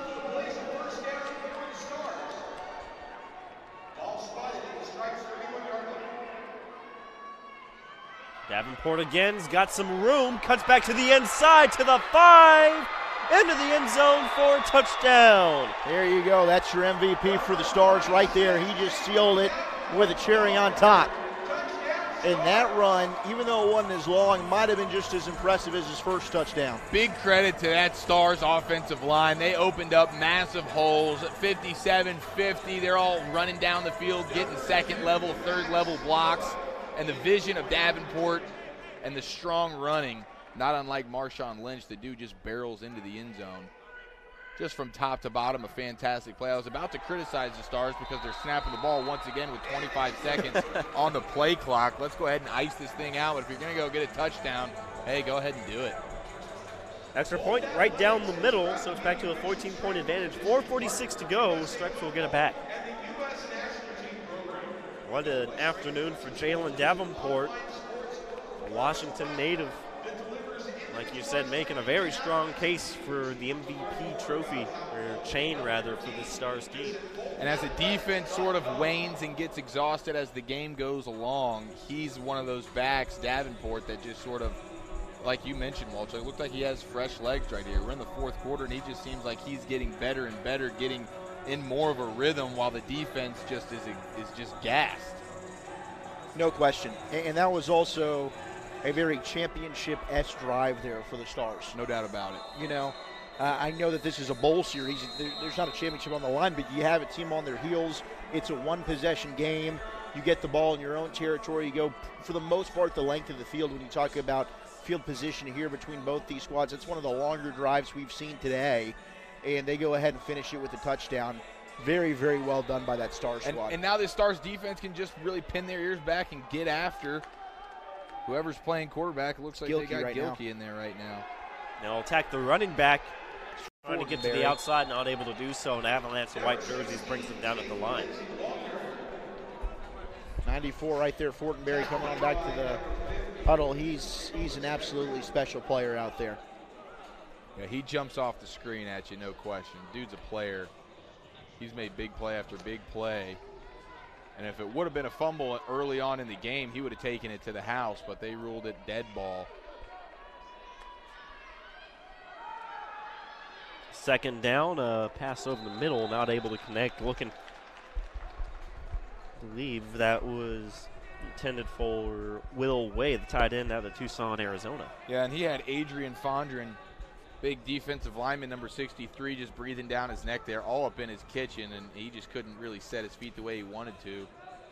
Big tight end over the middle. I like the idea, but he was double covered anyway. That play wasn't really going anywhere. 3rd and 10.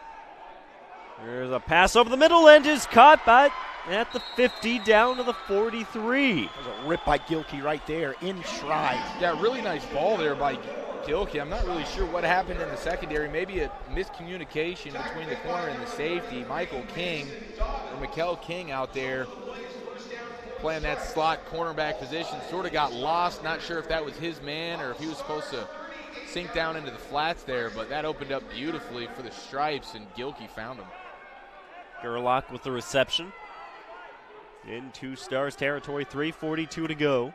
1st down and 10. Another pass with a lot of mustard on it. Over the head, though, of the intended wide receiver and Chris Rice. Yeah, coming into the game, we knew Rice was a player to watch, big body receiver, playmaking threat, sort of a possession guy, and that's exactly what you want right there. A nice first down play. It's right there on him. He just didn't get out of his break quick enough, and Gilkey was putting it on him.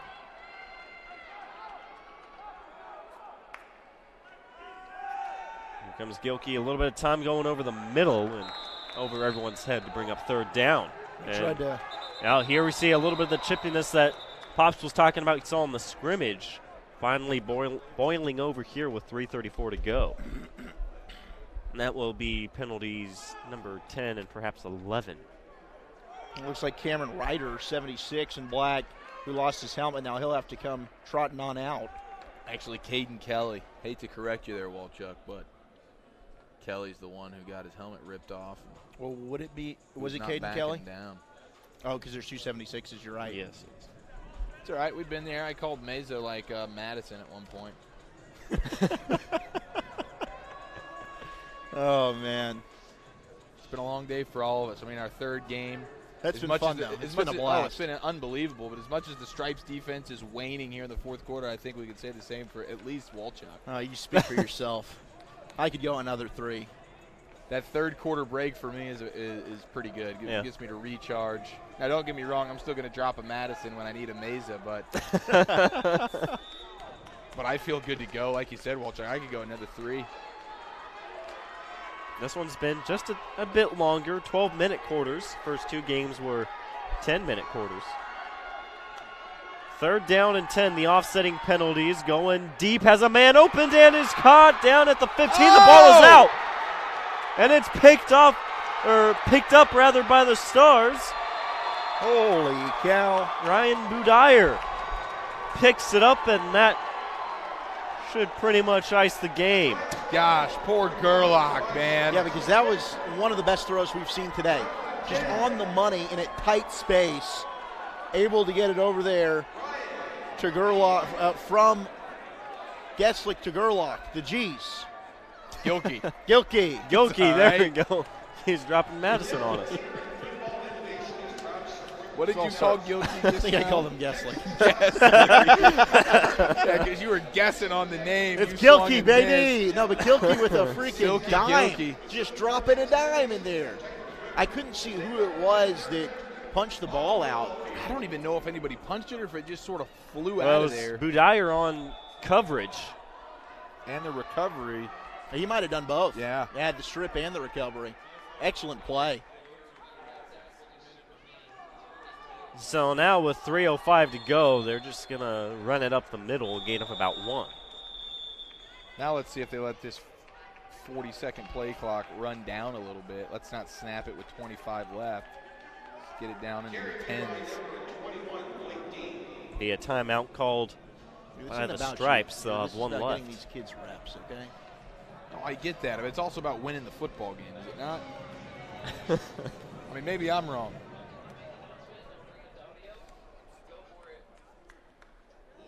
It's been a long day up here in the booth. The two are starting to get into each other here a little bit. Oh, I love getting into some Wolchuk. Excuse me? 2:59 to go, second down and 9. One timeout left for the Stripes, down by 2 scores. Great looking guy, Wolchuk. And what has been a eventful 5 days for these players. Yeah, I mean, that's got to be so cool to be a part of.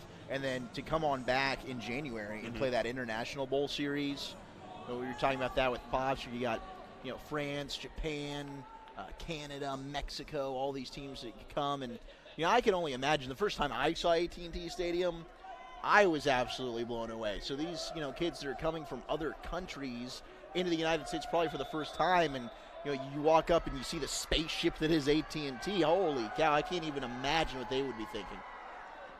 Yeah, it's probably the equivalent of our USA kids going out and playing in France and taking a look at that Eiffel Tower, It's just like, holy smokes, here we are, Jerry World. It's Texas's Eiffel Tower. Yeah, it's one of the wonders of the world. And a penalty against the Stripes, I believe it was rough on the passer. It'll be a first down for the Stars with 2:56 to go. So free first down there. Not what you want if you're the Stripes, and one timeout left. Now you don't have the ability to stop the clock. Talking about the International Bowl, as Pops was saying, you take the best kids from the regionals, you bring them in here. You take the best kids from here and invite them to that International Bowl. It will be next January. It'll be the first time France will bring a team out to AT&T Stadium, so it's good to see the game of football not only growing here at home but also abroad. Canada and Mexico been playing in these international bowls a lot. Now to see another team or another country like France coming in, definitely very exciting. You talked about maybe at one point England will bring in their own team. I mean, they have the NFL series throughout the year. Got to think that's gaining popularity over in that country absolutely. As well. That's what I'm curious about is that successful? We've seen the NFL go and play some games in Osaka, Japan, and whether it's been the preseason. Same thing with Mexico City. In fact, that Rams and Chiefs game this year was supposed to be played in Mexico City, and then they moved it back to California during the wildfires. Ended up being arguably the best game of the season. So we've seen the NFL, go international, but it seems like the most resources they've put in is playing games overseas in London. So I'd be very curious to see if that has built more of an interest to the game of football, and if they are able to develop their own youth teams to be competitive. Nevertheless, again, exciting. Like Pops was saying, to see, he called out the Japanese team in particular, just the amazement. He also talked about just the amount of sportsmanship and how polite that Japanese teams are. Coming over here, another flag down on the field. This one's incomplete. Yeah, there's a flag there off that backside, and that was a play breaking down. You see the athleticism from Kalen Davis, trying to get it to his running back out in the flats, or his receiver, Bryson Cornelius. Just gets right off the hands of Cornelius. Had a chance at a big gainer. Probably would have come back regardless.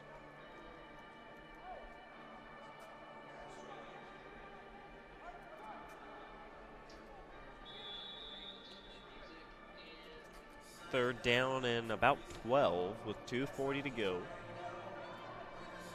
Stripes could perhaps get a stop here.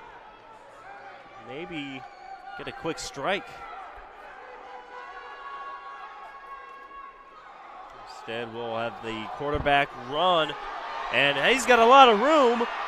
Down to the 30, 20, no one's going to catch him. It's a touchdown out of the Wildcat formation. James Madison has iced this ball game. There's the second touchdown of the game for James Madison, the second. Sure that wasn't Ryan Meza? No, it was not Meza. All right, very good. It certainly was an M, though. It was a Madison. I see your Meza, and I'll raise you a Madison, sir. The M's, the 16s, it's hard to keep track of these guys. They're both ballers, so lucky for the Stars. They got a stud 16 on both sides of the ball.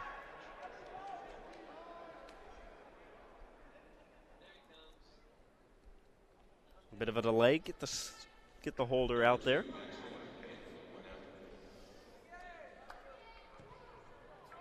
Great hold.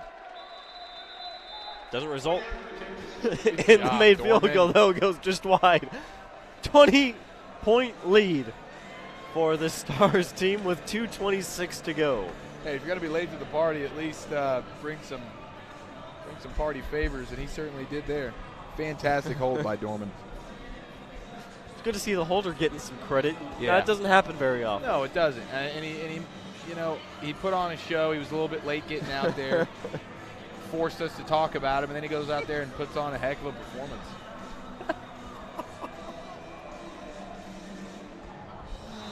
Okay. That's 30. Welcome to the final few minutes of USA football. 2:26 left. And what's been a fantastic afternoon here at the Ford Center, the Star headquarters of America's team, the Dallas Cowboys in Frisco, Texas. Playing a host of the middle school bowl game series. They had the one up in Canton, Ohio a few weeks ago. First down, here comes Strong, will keep the ball and is twisted out of bounds at the line. Tackle made by number 11, Isaac Stokes.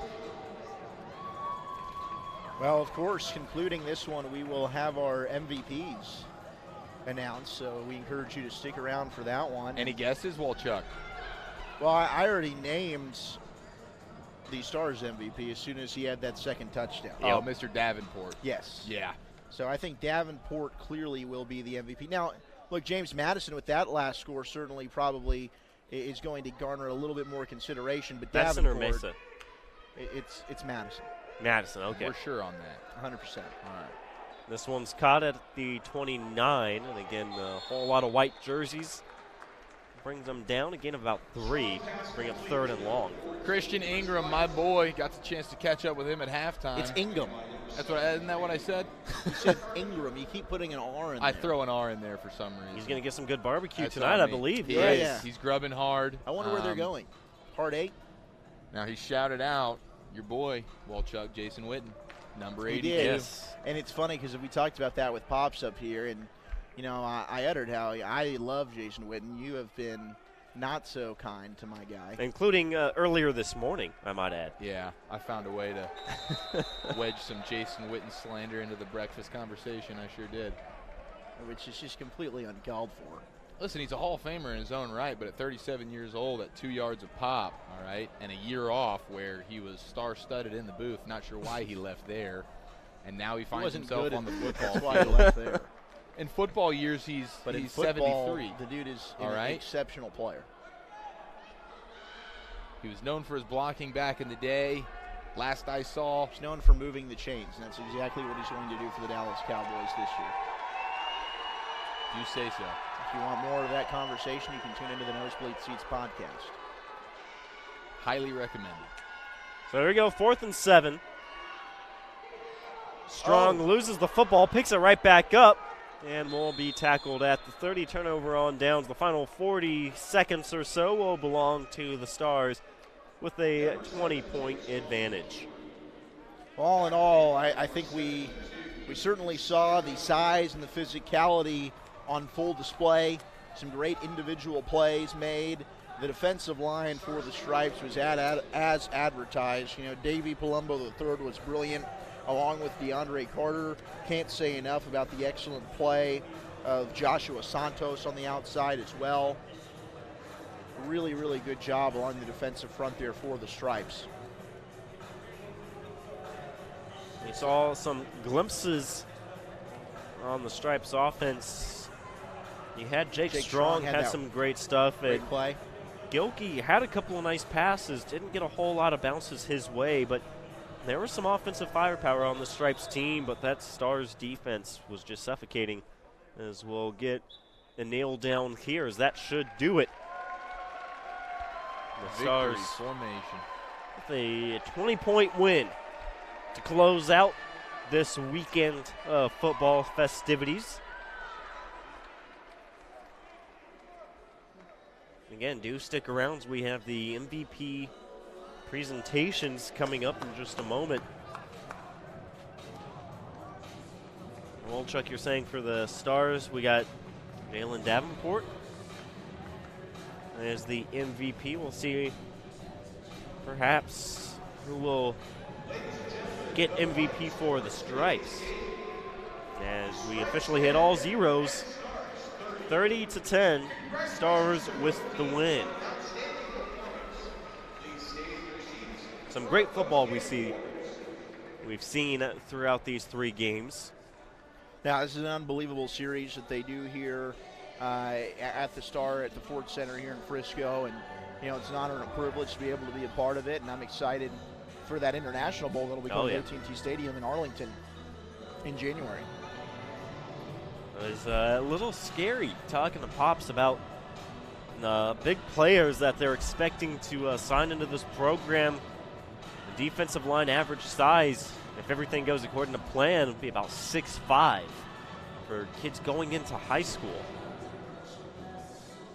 Definitely saw some big guys out on the field this afternoon. And that Stripes defensive line, Santos being the smaller of the ones, but was still phenomenal, like you said. Davey Pumbo, DeAndre Carter, Evan Keefe were phenomenal for that Stripes defensive line. As we go in now for the MVP awards. Today's MVPs are number 26, Jalen Davenport for the U15 Stripes. So it is indeed Jalen Davenport out of Spanaway, Washington, for the Stars. And you have Davey Palumbo, Carmen, California, a defensive lineman, getting the MVP honors. Well deserved. 2 ballers. Love the fact that a lineman's game. getting an MVP here. Yeah. Yeah, looking great. Look at that. A little handshake, a little love. Get a picture, guys. Hold on. Yeah, Instagram. Congratulations to those two, Jalen Davenport and Davey Pombo III. Gosh, the swagger is just radiating off the screen right now.